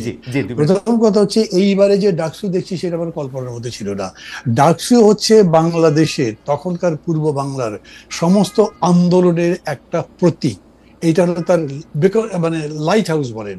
কিন্তু এইবার এত বড় অভ্যুত্থানে যে আমি বললাম না তো, রক্ত মানে একটা নদীর সাঁতরে আমরা ডাকসু কিনে আসলাম। ভোট যখন হচ্ছে তখন এইখানে দেখছি যে না, রাজনীতির ভিত্তিতে করা চলবে না, দলের ভিত্তিতে করা চলবে না। অদ্ভুত। তাহলে জুলাই আকাঙ্ক্ষা কি হবে, কে বাস্তবায়ন করবে, কে দেশের সংস্কার করবে? আপনার এলএসি মানে স্কুল অফ ইকোনমিক যেমন সারা দুনিয়াকে অর্থনীতি শিখায় বা তার ওয়েলফেয়ার ইকোনমিক্স শিখায়, ঢাকা বিশ্ববিদ্যালয় সারা দেশকে তো জ্ঞানের বাতি দেবে, তাদেরকে আপনি রাজনীতি থেকে দূরে রাখছেন। সেই ভোট হচ্ছে, এটা রেজাল্ট কি দাঁড়াবে আমি নিজে এখনো বুঝতে পারছি না। কিন্তু আমি একটা জিনিস মনে করি, যারাই চেষ্টা করুক, ঢাকা ইউনিভার্সিটি যে অ্যাডমিনিস্ট্রেশন আছে, সেই অ্যাডমিনিস্ট্রেশন বলে দিয়েছে আর্মি আসবে। আপনি জানেন তো যে আর্মি আবার বলে দিয়েছে না, আমরা যাবো না, আমাদেরকে সরকার বলে নাই, আমরা ওখানে যাবোই না। মানে কি ধরনের বিধিকিচ্ছির অবস্থা হয়ে গেছে। এই অ্যাডমিনিস্ট্রেশন চাইছিল যে ডিপলিটিসাইজেশনের যাতে ধারাটা অব্যাহত থাকে। This will be broken. এই নির্বাচনের পরে ধীরে ধীরে দেখা যাবে ওই ফিল্টারে পানি খাইয়ে আপনি ভোট পাবেন না, বরঞ্চ আপনাকে বলতে হবে জুলাইয়ে যে রক্ত গেছে সেই রক্তের আমরাই শোধ করবো। ছাত্র আন্দোলনের, মুক্তি আন্দোলনের, বৈষম্য বিরোধী আন্দোলনের এবং সংস্কার আন্দোলনের আমরাই হচ্ছি ভ্যানগার্ড, এবং they will be the vanguard. আমি তাই মনে করি। মান্না ভাই আপনাকে অনেক ধন্যবাদ। আমি একটু মান্না ভাইয়ের আরেকটা শোতে যাইতে হবে, সেজন্য মান্না ভাইকে একটু ধন্যবাদ দিয়ে একটু বিদায় জানাই। আমরা একটু আশরাফ কাছে ভাই আপনার কাছে আসি। দুইটা বিষয় মান্না ভাই আজকে যে বিষয়টা তুললেন সেটা নিয়ে নিশ্চয়ই আমরা আগামী আরো 25, 30, 40, 50 বছর ধরে এই চর্চা আমরা করতেই থাকবো, যে কেন ওই সময় একটা জাতীয় সরকার হয় না, কেন সংবিধানের মাধ্যমে আমাদের একটা শপথ নিতে হয়েছে, কেন আমরা শহীদ মিনারের শপথ নেই নাই, কেন আমরা আর্মিকে এখানে আর্মির কাছে গেছি, গিয়ে আমরা সবাই মিলে এটা বলছি। এইটারটা নিয়ে আপনার একটু মানে মতামত, বা এটা বলি যে কেউ কি আসলে সেই সময় এটা বলে নাই, বা কারো মাথায় সেটা আসে নাই, না আসলে এটা কারণ কি? এবং আমরা আসলে ডক্টর মোহাম্মদ ইউনূসকে যদ্দূর চিনি, ডক্টর মোহাম্মদ ইউনূসের আসলে এইটাই করার কথা। আমি মান্না ভাইয়ের সাথে একমত যে উনি আইসা দেখবেন কোনটা কাগজ কলমে ঠিক আছে, কোনটা আইনানুগ হয়েছে। কারণ মানে এইটা ওনার প্র্যাকটিসের মধ্যে নিশ্চয়ই আছে যে উনি মানে কোনো একটা জায়গায় গিয়ে হঠাৎ করে এটা তিনি করবেন না। আপনি যদি একটু বলতেন আশা ভাই। দেখুন, আমরা জুলাই অগাস্টে আমরা পলিটিক্যাল এস্টাবলিশমেন্টটাকে ভাঙলাম এবং প্রচলিত রাজনৈতিক ধারাকেও ভাঙার চেষ্টা করলাম, কিন্তু ঠিক 72 ঘন্টার মধ্যে আমরা ওই জায়গায় থাকতে পারলাম না। দেখুন, অপশন 1 ছিল এই যে ছাত্ররা, বৈষম্য বিরোধী আন্দোলন, তারা যদি বিপ্লবী শক্তি হিসাবে সরকার গঠন করত। অপশন 2 হচ্ছে যে তারা কোনো শক্তি না, তারা জুলাইয়ের 1 তারিখেও 45 জন ছিল, অতএব আপনি সব রাজনৈতিক দলকে নিয়ে একটি জাতীয় সরকার করতেন। অপশন 3 হয়েছে যে আপনি সাংবিধানিক পথে গেছেন এবং ওই অনুযায়ী আপনি শপথ নিয়েছেন। কিন্তু প্রথম দুটি অপশনের ব্যাপারে তখন কিন্তু সামাজিক যোগাযোগ মাধ্যমে কিংবা আমাদের স্তরে কথাবার্তা হয়েছে, কিন্তু যারা ক্যান্টনমেন্টে গেছেন, যারা গণভবনে গেছেন, তারা তো এস্টাবলিশমেন্টের পক্ষের শক্তি, তারা এস্টাবলিশমেন্টকে কন্টিনিউয়েশন দেওয়ার জন্য গেছেন, তারা সেটাকে টিকিয়ে রাখতে চেয়েছেন। ধরেন বিএনপি ভয় পেয়েছে যে আওয়ামী লীগকে যেভাবে ঝেঁটিয়ে বিদায় করা হলো, আমার কপালেও যেন এরকম কখনো না ঘটে, অতএব আমি এরকম কিছু করব না যেটা আগামীতে আমাকে কি শিক্ষা দিবে। কিন্তু বিপদ যেটি হচ্ছে সেটি থেকে আপনার মেজাজটি চেঞ্জ হয়ে গেল। আপনার ভেতরে যে আমরা কঠোরতা দেখতে চাইলাম গণ অভ্যুত্থানের, যেই সংস্কার, যেই বিচার, গণহত্যার বিচার, সেইটি থেকে আপনি তখন সরে গেলেন। আপনি একটি রেগুলার সরকারের মতো আচরণ করতে শুরু করলেন, গণ অভ্যুত্থান সরকারের মতো আচরণ করতে পারলেন না। আমার ধারণা এর সুতা বাঁধা ছিল তার পরিচয়ের জায়গা থেকেই, এর একটি আক্ষেপ আমাদের মধ্যে তৈরি হলো। এখন আমরা প্রথমে ভেবেছিলাম যে এটি আগামীতে কোনো এক সময় প্রশ্ন হয়তো উঠবে, কিন্তু এটি যে আমাদের প্রতিদিনের কাজে বাধা দিবে, প্রতিদিনের দিক পথ নির্দেশনায় প্রতিবন্ধকতা তৈরি করবে, সেটি কিন্তু আমরা তখন বুঝতে পারিনি। আপনি এখন জুলাই ঘোষণাপত্রে এসেও বলছেন আপনার সরকারের ম্যান্ডেট হচ্ছে সেই সংবিধানের ধারা, তাহলে আমার গণ অভ্যুত্থান কোথায়? এখন কিন্তু এটা একটা ডিসজয়েন্টেড ঘটনা, আপনি জুলাই সনদেও তাই দেখবেন। কেননা একটি ভুল থেকে আরও 3টি নতুন ভুলের জন্ম হয়। আগামীতে আপনি জানেন খালেদ, এখানে রাজনীতির বাতাস কত দ্রুত বদলায়। আগামীতে কোন বাতাসে কোন সরকারের অস্তিত্ব, কার এক্সিট, কিভাবে প্রশ্নের মুখে পড়বে আমাদের কিন্তু ধারণা নাই। কিন্তু আমরা যেটি চেয়েছিলাম যে সরকারটির আইডেন্টিটি যাই হোক, সে যেন কাজে তার পরিচয় দেয়। আমাদের আজকে আপনার সাথে এত প্রায় 12 মাস পরে এসে একই কথা আমরা কেন আলাপ করছি? কারণ পারফরমেন্সটি আমরা দেখতে পাইনি, তাদের কাজ আমরা দেখতে পাইনি, তাদের অনেক ভঙ্গিমা দেখতে পেয়েছি। তারা ব্রেকিং নিউজ হয়েছেন, স্ক্রলে। আশা ভাই, আমার শুধু মাঝখানে 2টা জিনিসের প্রশ্ন। তখন যদি নাহিদ ইসলামের নেতৃত্বে একটা বিপ্লবী সরকার গঠন করা হইতো, ওইটাই স্বাভাবিক ছিল না? আমি কিন্তু জার্মানি থেকে এইটা ভাবতেছিলাম। আমি ভাবতেছিলাম কি, আমার তো ছোট মন, তো ছোট মন হিসেবে আমি ভাবতেছিলাম যে এটা হয় নাহিদ ইসলামের নেতৃত্বে এটা হওয়া উচিত, একটা পুরোপুরি বিপ্লবী সরকার। এইটা ভাবতেছিলাম হচ্ছে হৃদয়ে, আর মগজে ভাবতেছিল আর্মি এটা দখল করে নিয়ে চলে যাবে। কিন্তু যেই ধরনের এটা সরকার হইছে, ওইটা আমি ভাবি নাই আসলে। মানে কারণ আমার কাছে মনে হয়েছে ডক্টর মোহাম্মদ ইউনূস এটা নিতে বরাবরই রিলাক্টেন্ট, এবং ডক্টর মোহাম্মদ ইউনূসের টিম করতে হলে আমি যত সমালোচনা করি, ডক্টর মোহাম্মদ ইউনূস গ্রামীণ ব্যাংকের বাইরে লোক চিনে না, তো উনি ওই 2-3টা লোকই চিনে, মানে উনি আর কি করবে?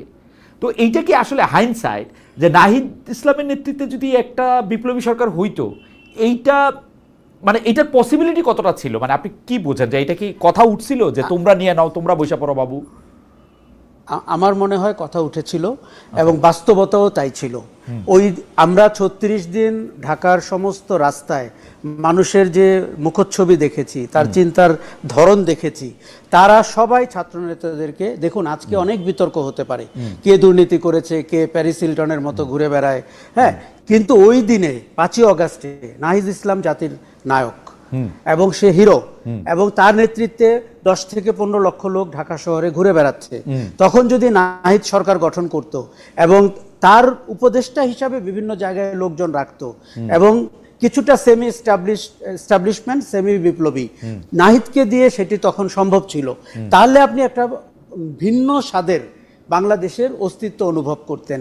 আমরা যে নতুন বাংলাদেশ, নতুন বন্দোবস্ত করছি, শুরুতেই তো আমরা সেই জায়গায় হোঁচট খেয়েছি। আমি কিন্তু জাতীয় সরকারের কথাও বলছি না, বরঞ্চ একটা বিপ্লবী সরকার ছিল, ওই বিপ্লবের পরবর্তী পদক্ষেপ। আমি জাতীয় সরকারের কথা বলছি না।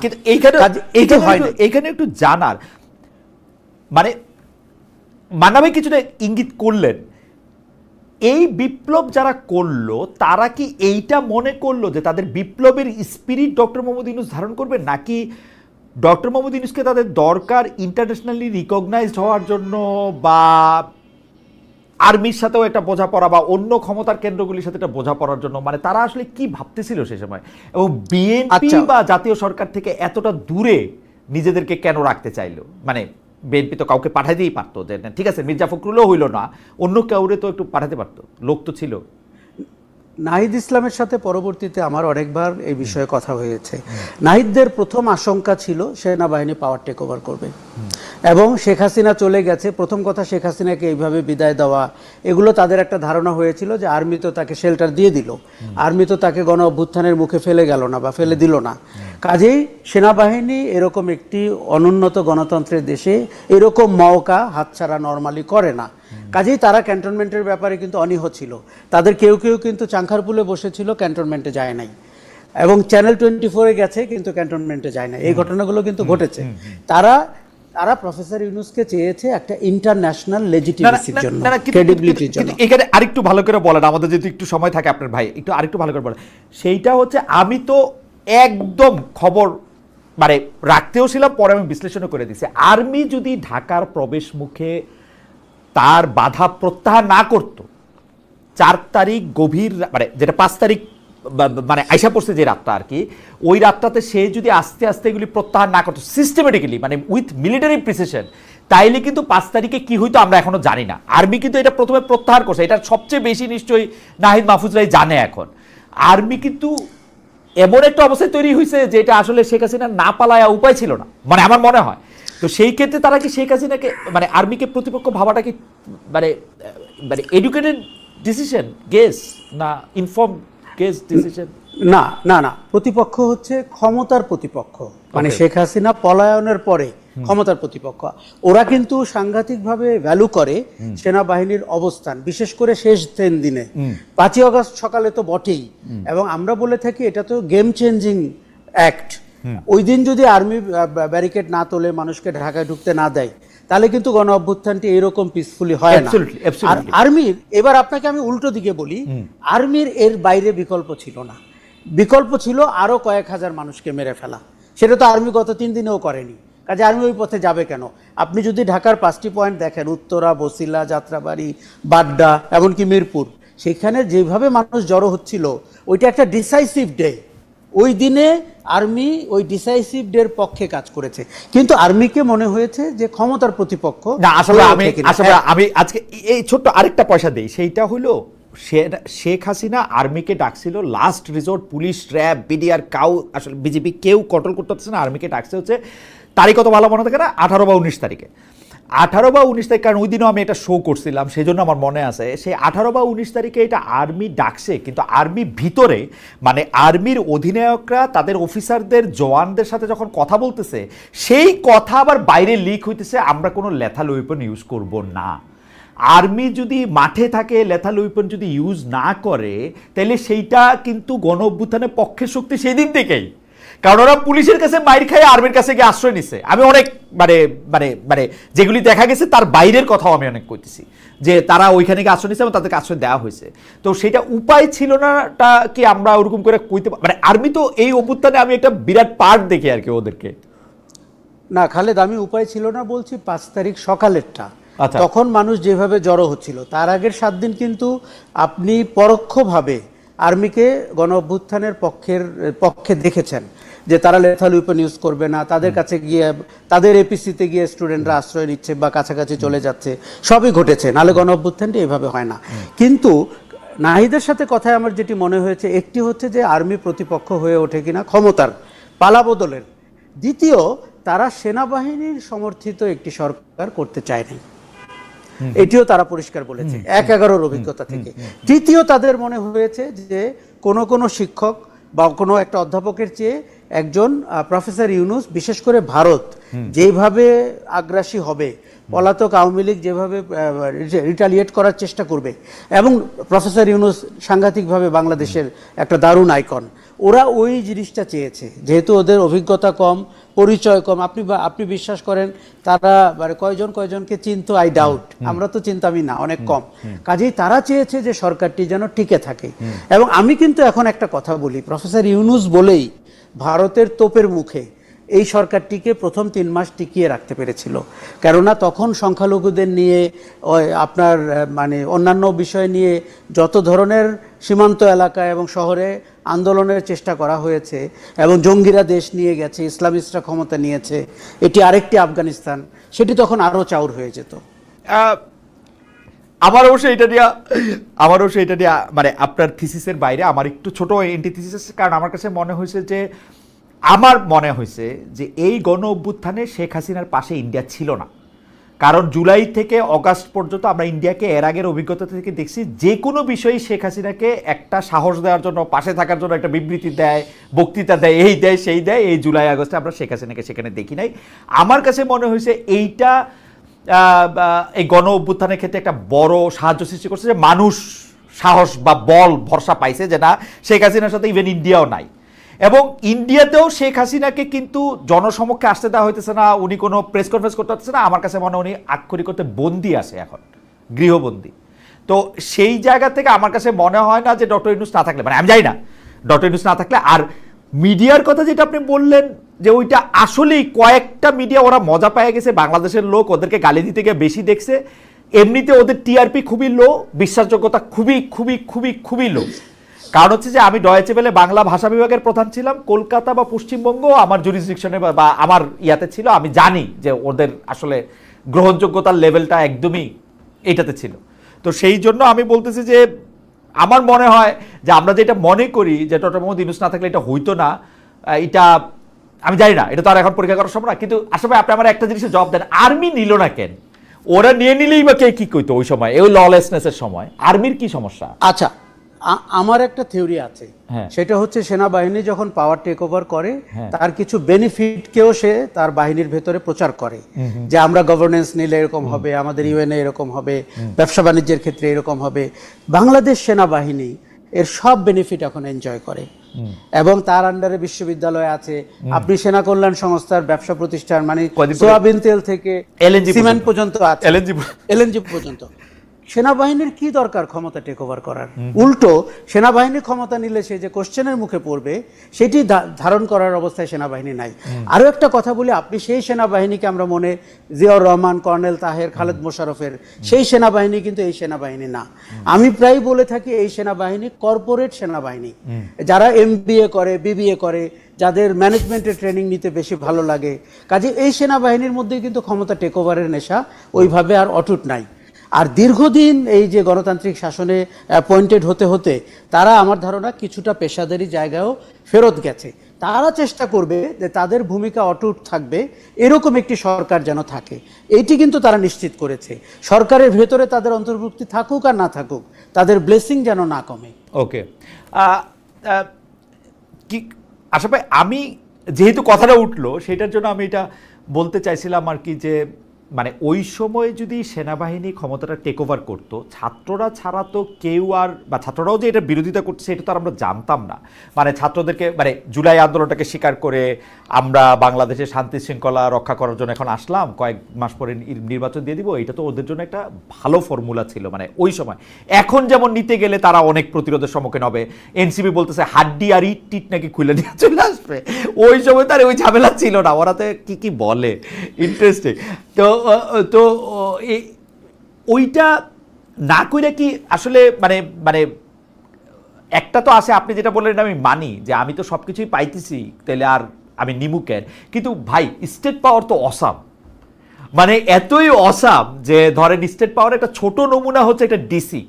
তো আমার বন্ধুরা যখন ডিসি হয়েছে আমি দুই একবার তাদের এখানে বেড়াইতে গেছি, তাদের চেহারা, তাদের চাহনি, মানে স্টেট পাওয়ার ইজ অসাম ভাই। আপনি যত কথাই বলেন, এটা 2 মাসের জন্য এটা ইন্টারেস্টিং, কিন্তু এটা আপনার কাছে কি মনে হয় যে আসলে আর 2 লাইন বলবেন কিনা যে আর্মির আর কোনো বাধা? আমি আর 2টি লাইন বলতে চাই। আপনি যদি ইউএন এর রিপোর্ট দেখেন, ইউএন এর রিপোর্টে কিন্তু 15 বছরের দুঃশাসনের ঘনিষ্ঠ সঙ্গী কিন্তু বাংলাদেশ সেনাবাহিনী। এবং আপনার মনে আছে যে ডিজিএফআই এর যে আপনার সেল, যেখানে আয়নাঘর, যেখানে মানুষকে গুম করা হয়েছে, এগুলো সব তো বাংলাদেশ সেনাবাহিনীর। কাজেই সেনাবাহিনী আমার ধারণা না ভাই, এখানে একটু আমার আপত্তি আছে, ডিজিএফআই তো সেনাবাহিনী না, ডিজিএফআই তো হাসিনা না, শেখ হাসিনা না। অবশ্যই কিন্তু ডিজিএফআই এর সাথে সেনাবাহিনীর কোনো সম্পর্ক নাই ভাই। ডিজিএফআই এর কাজ হচ্ছে সেনা প্রধানের চেকে রাখা, রাইট। কিন্তু সেখানে যাদের পোস্টিং হয় তারা কোত্থেকে আসে? আসুক। এবং আইসা অস্বীকার করে, তো আইসা অস্বীকার করে ডিজিএফআই সবচেয়ে বেশি প্যারা সেনাবাহিনীর প্রধানের দেয়। ডিজিএফআই থেকে বিদায় নিয়ে গিয়ে সে আবার সেনাবাহিনীতেই তো যায়। হার্ডলি ডিজিএফআই চিফ কোনোদিন কমান্ড পোস্ট আর পাইছে আমি আর দেখি না। আচ্ছা, আমার যেটা মনে হয়েছে যে অন্তত 20-25 জন টপ জেনারেলের ব্যাপারে যে অভিযোগগুলো আছে, যে আপনি দেখেছেন প্রায় 14 জন অভিযুক্ত হয়েছেন ইতিমধ্যে, ডিজিএফআই চিফ সহ অন্যরাও। সেনাবাহিনী হয়তো ঠান্ডা মাথায় এই জিনিসটাও ভেবেছে যে আমরা যদি এখন ছাত্রদেরকে তাদের মতো করে এগিয়ে যেতে দেই, আগামীতে এই প্রশ্ন কম উঠবে। ইউএন এর রিপোর্ট কিন্তু আমার ধারণা সেনাবাহিনীকে বেকায়দায় রেখেছে, কেননা ইউএন খুব ঘনিষ্ঠভাবে তাদেরকে ইন্টারভিউ করেছে, তাদের পরিস্থিতি জানতে চেয়েছে। আমি দেখুন, আমরা গ্লোরিফাই করছি জুলাই আগস্টের শেষ কয়েকদিন, কিন্তু আমরা 15 বছরের খতিয়ান কিন্তু খুঁজে দেখিনি। কাজেই সেনাবাহিনী হয়তো নিজেকে কিছুটা অফসাইড রেখেছে যাতে করে ওই ডিসকাশনটাও না ওঠে। আর প্রতিষ্ঠান হিসাবে টিকে থাকার তাদের একটা চেষ্টা ছিল। আর আমার ধারণা জেনারেল ওয়াকারুজ্জামানের প্রজ্ঞাও কাজ করেছে। ওই আপনার সাথে আমি পুরোপুরি একমত, কোনোভাবে ক্ষমতা নিতে পারা বাংলাদেশের প্রধানতম নেশা, সেটি শুধু সেনাবাহিনীর না, সেটি আমাদের সুশীল সমাজের সবারই। কাজে ওই জায়গা থেকে নিজেকে নিবৃত্ত রাখা, এটা একটা দারুণ কাজ উনি দেখিয়েছেন। আচ্ছা আশরাফ ভাই, সেনাবাহিনী নিয়ে কথা বলতেছি, এটা আমার শেষ প্রশ্ন। আপনি যখন 15, 20, 50 বছর পরে ইতিহাস লিখবেন, সেনাপ্রধানকে আপনি সফল বলবেন না ব্যর্থ বলবেন? এখনকার সেনাপ্রধান মানে ওর দায়িত্ব ছিল বাংলাদেশের সংবিধান মাইনা চলা, মানে উনি যেটা মনে করেন আর কি, সেইটা কি উনি করতে পারছেন? উনি উনার দেশের হেড অফ স্টেটকে পদত্যাগপত্র নিয়া বা না নিয়া একটা সিভিলিয়ান হিসাবে আরেকটা দেশে নামাইছেন। আমি জানি যে সিভিলিয়ান হিসেবে নামাইছেন কারণ উনি কোনো প্রধানমন্ত্রীর প্রোটোকল ইন্ডিয়া গ্যাপ পায় নাই। আমি অনেকভাবে চেষ্টা করে খোঁজ করে নিয়েছি, তার মানে উনি একটা সিভিলিয়ান হিসেবে নামছেন। তো প্রধানমন্ত্রীকে আপনি দেশ থেকে ভাগাইছেন সিভিলিয়ান হিসেবে, আপনি সেনাপ্রধান হিসেবে কি হিসাবে বিবেচিত হবেন? মানে ভালো সেনাপ্রধান, খারাপ সেনাপ্রধান, কি সেনাপ্রধান? এই প্রশ্ন আমি নিজেকে অনেকবার করেছি এবং আমি এর প্লাসেস বলতে পারবো, মাইনাসেসও বলতে পারবো। জেনারেল ওয়াকারুজ্জামান যেই রোলে ছিলেন, দিন শেষে আমি তাকে একজন ভালো সেনাপ্রধান বলবো, কেননা উনি ওই নৈরাজ্যকর পরিস্থিতির, আপনি জানেন ওবায়দুল কাদের বলেছিলেন 5 লক্ষ লোক কচু কাটা হবে, 5 জনও কিন্তু হয়নি আওয়ামী লীগের। কাজেই এইটা সম্ভব হয়েছে সেনাবাহিনীর ভূমিকার কারণে। দেখুন আজকে দেখতে কেমন লাগতো, রুয়ান্ডা বুরুন্ডির মতো যদি আমরা রাস্তার পাশে ল্যাম্প পোস্টে আওয়ামী লীগের নেতাদের কালো কোট পরা ঝুলতে মহিলাকে পালিয়ে যেতে সাহায্য করেছেন, যাতে করে আপনি ওই দিন আমি গণভবনে যখন গিয়েছি আমার মনে হয়েছে এটা একটা দারুণ কাজ উনি করেছেন, কারণ ওখানে হাড়হাড্ডি অবশিষ্ট থাকতো কিনা আমি সন্দিহান।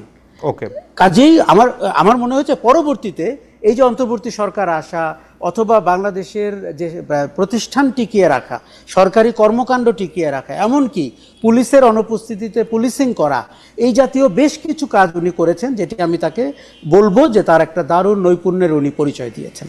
শেষ প্রসঙ্গ, আমরা অনেকক্ষণ কথা মানে এই প্রসঙ্গে পড়লাম, যে ডাকসু নিয়ে যদি একটু কথা বলেন আশরাফ ভাই। আমরা ডাকসুর কথা শুনে আজকের অনুষ্ঠান এখানে শেষ করি। যে ডাকসুতে মান্না ভাই বলতেছেন যে এটা একটা অন্যরকম ডাকসু ক্যান্ডিডেট, আপনার কাছে কি মনে হচ্ছে?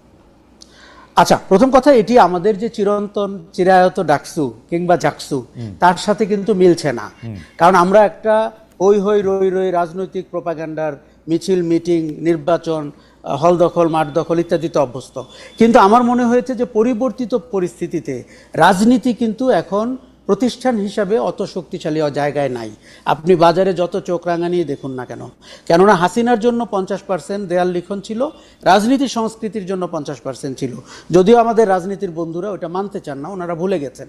কাজেই ডাকসু জাকসুতে যখন ব্যক্তির পরিচয় আসছে, তাদের অরাজনৈতিক সংগঠনের পরিচয় আসছে, সেটি একটি নতুন ফ্লেভারের ডাকসুর জন্ম দিবে।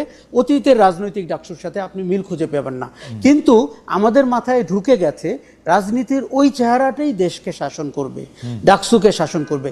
আমি যদি আপনাকে বলে থাকি যে রাজনীতির ওই চেহারাটা অ্যাবান্ডেন্ট, ওই চেহারাটা কনভেনশন, আমরা একটা ডিসরাপটিভ রাজনৈতিক সময়ের অপেক্ষায়, এবং ডাকসু দিয়ে তার সূচনা হতে পারে। আসলে আমার একটা প্রশ্ন আছে, আপনি যেহেতু অগ্রজ সাংবাদিক, আপনার কাছ থেকে তো শিখতেও হইব। জিনিসটা হইলো, আমি ডাকসু ক্যান্ডিডেটের কারো সাথে, মানে ডাকসুর ক্যান্ডিডেসি ঘোষণা করার পরে তাদের কারোর সাথে আমার কথা হয়নি, কিন্তু তাদের কথা আমি শুনছি বিভিন্ন চ্যানেলে। কিন্তু আশরাফ ভাই, আপনি বলতেছেন বটে তারা আলাদা, কিন্তু আমি তো তাদের কথার মধ্যে নতুন কিছু পাইতেছি না। যোগাযোগের ছাত্র হিসাবে নতুন আমি কি পাইতেছি না সেটা আমি বলি। মার্শাল মেকলুহান আমাদের দার্শনিক বলছে মিডিয়াম ইজ দ্য মেসেজ। আমি বলার আগেই জানি যে সাদিক কাইম কি বলবেন, আমি বলার আগেই জানি আবিদ সাহেব কি বলবেন, আমি বলার আগেই জানি উমামা ফাতেমা বা ব্যাং মোল্লার কি বলবেন। তাহলে আমি কেন উনার সঙ্গে আর বসমো? একটা ইউনিভার্সিটির একটা স্টুডেন্ট ইউনিয়ন, যেটার আসলে বৈধ মেয়াদ 1 বছর বা 2 বছর হওয়ার কথা, ওয়াই আমার 1 সপ্তাহের একটা অনুষ্ঠানের জন্য তারা এত ইম্পর্টেন্ট হবে? মানে আপনি আমার যদি একটু আলো দেখাইতেন, তাহলে আমি পরের সপ্তাহে বসতে চেষ্টা করবো ওনাদের সাথে। আচ্ছা, আপনি কেন জানেন যে এই 3 জন কি বলবেন? এটা আপনি আগেই জানেন, কারণ তাদেরকে তো আপনি গত 12 মাস কথা বলতে দেখেছেন, বিতর্ক করতে দেখেছেন, বিতর্কের অংশ হতে দেখেছেন। তারা কিন্তু আমাদের কাছে এখন পরিচিত।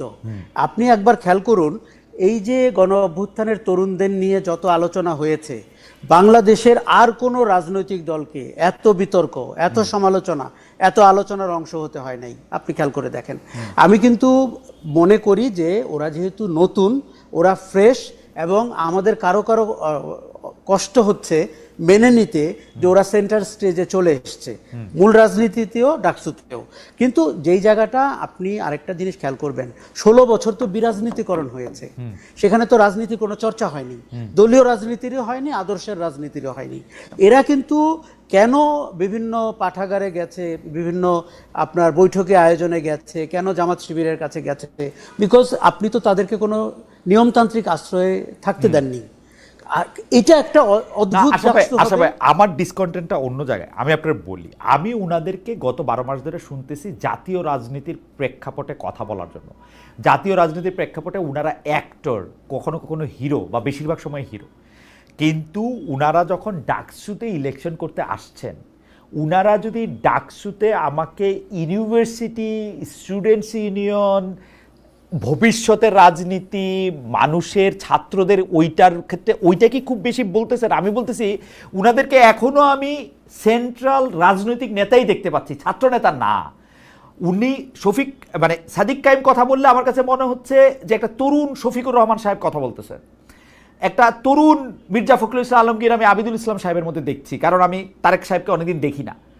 তো এইটার থেকে আমার মানে এইটা তো আমি চাই নাই আসলে। মানে ওরা যদি যেমন বড় প্রতিষ্ঠানে কাজ করলে আমরা এক একটা ছোট ছোট তাহা উহা হই, ওইটা তো আমরা চাই নাই, কিন্তু তাদের মধ্যে তো আমি ওইটাই দেখি। আপনি একদম রাইট। এবং তারা কি হয়েছে, অ্যাট দ্য এজ অফ 25 তারা তো কেউ কেউ জাতীয় পর্যায়ের আলোচিত ব্যক্তিত্ব হয়ে গেছেন, এমনকি উমামা ফাতেমা। কাজেই এখন কিন্তু তাদের মাপে নিজেকে ছোট করে ডাকসুতে আসতে হচ্ছে। তারা তো এর আগে জাতীয় নেতা হয়ে গেছেন, জাতীয় বিষয়ে বক্তৃতা দিয়েছেন, নীতি নির্ধারণী পর্যায়ে আলোচনা করেছেন। আপনি যে 3 জনের নাম বললেন বা আমি একজনের নাম বললাম, এখন এটি আর ছাত্রত্বের মতো যাচ্ছে না। তাদের এখন মাল্টিপল হ্যাট হয়ে গেছে। সে দিনের বেলা একসময় বলছে আমি ডাকসুর, একসময় বলছে আমি নাগরিক পার্টির, একসময় বলছে আমি জাতীয়তাবাদী দল অথবা জামাতে ইসলামীর লোক। এটি কিন্তু আছে, এটিও একটি বাস্তবতা। আগে আমরা কি দেখতাম, তারা ছাত্র নেতা, তারা ডাকসুর প্রতিনিধি হন, কোনো এক সময় বড় দলে যান, ওই ধারাবাহিকতা এখানে রক্ষা করা হচ্ছে না। এইখানে বরঞ্চ রিভার্স হয়ে গেছে। জাতীয়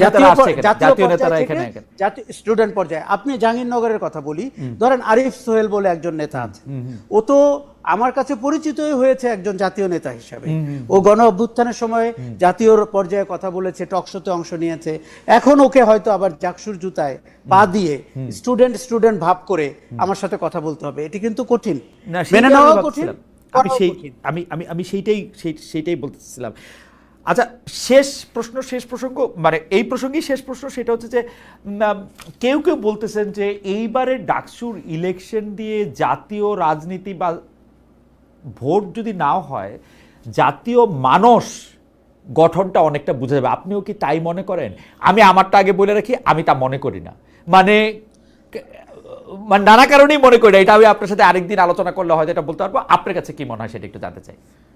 আমিও তা মনে করি না।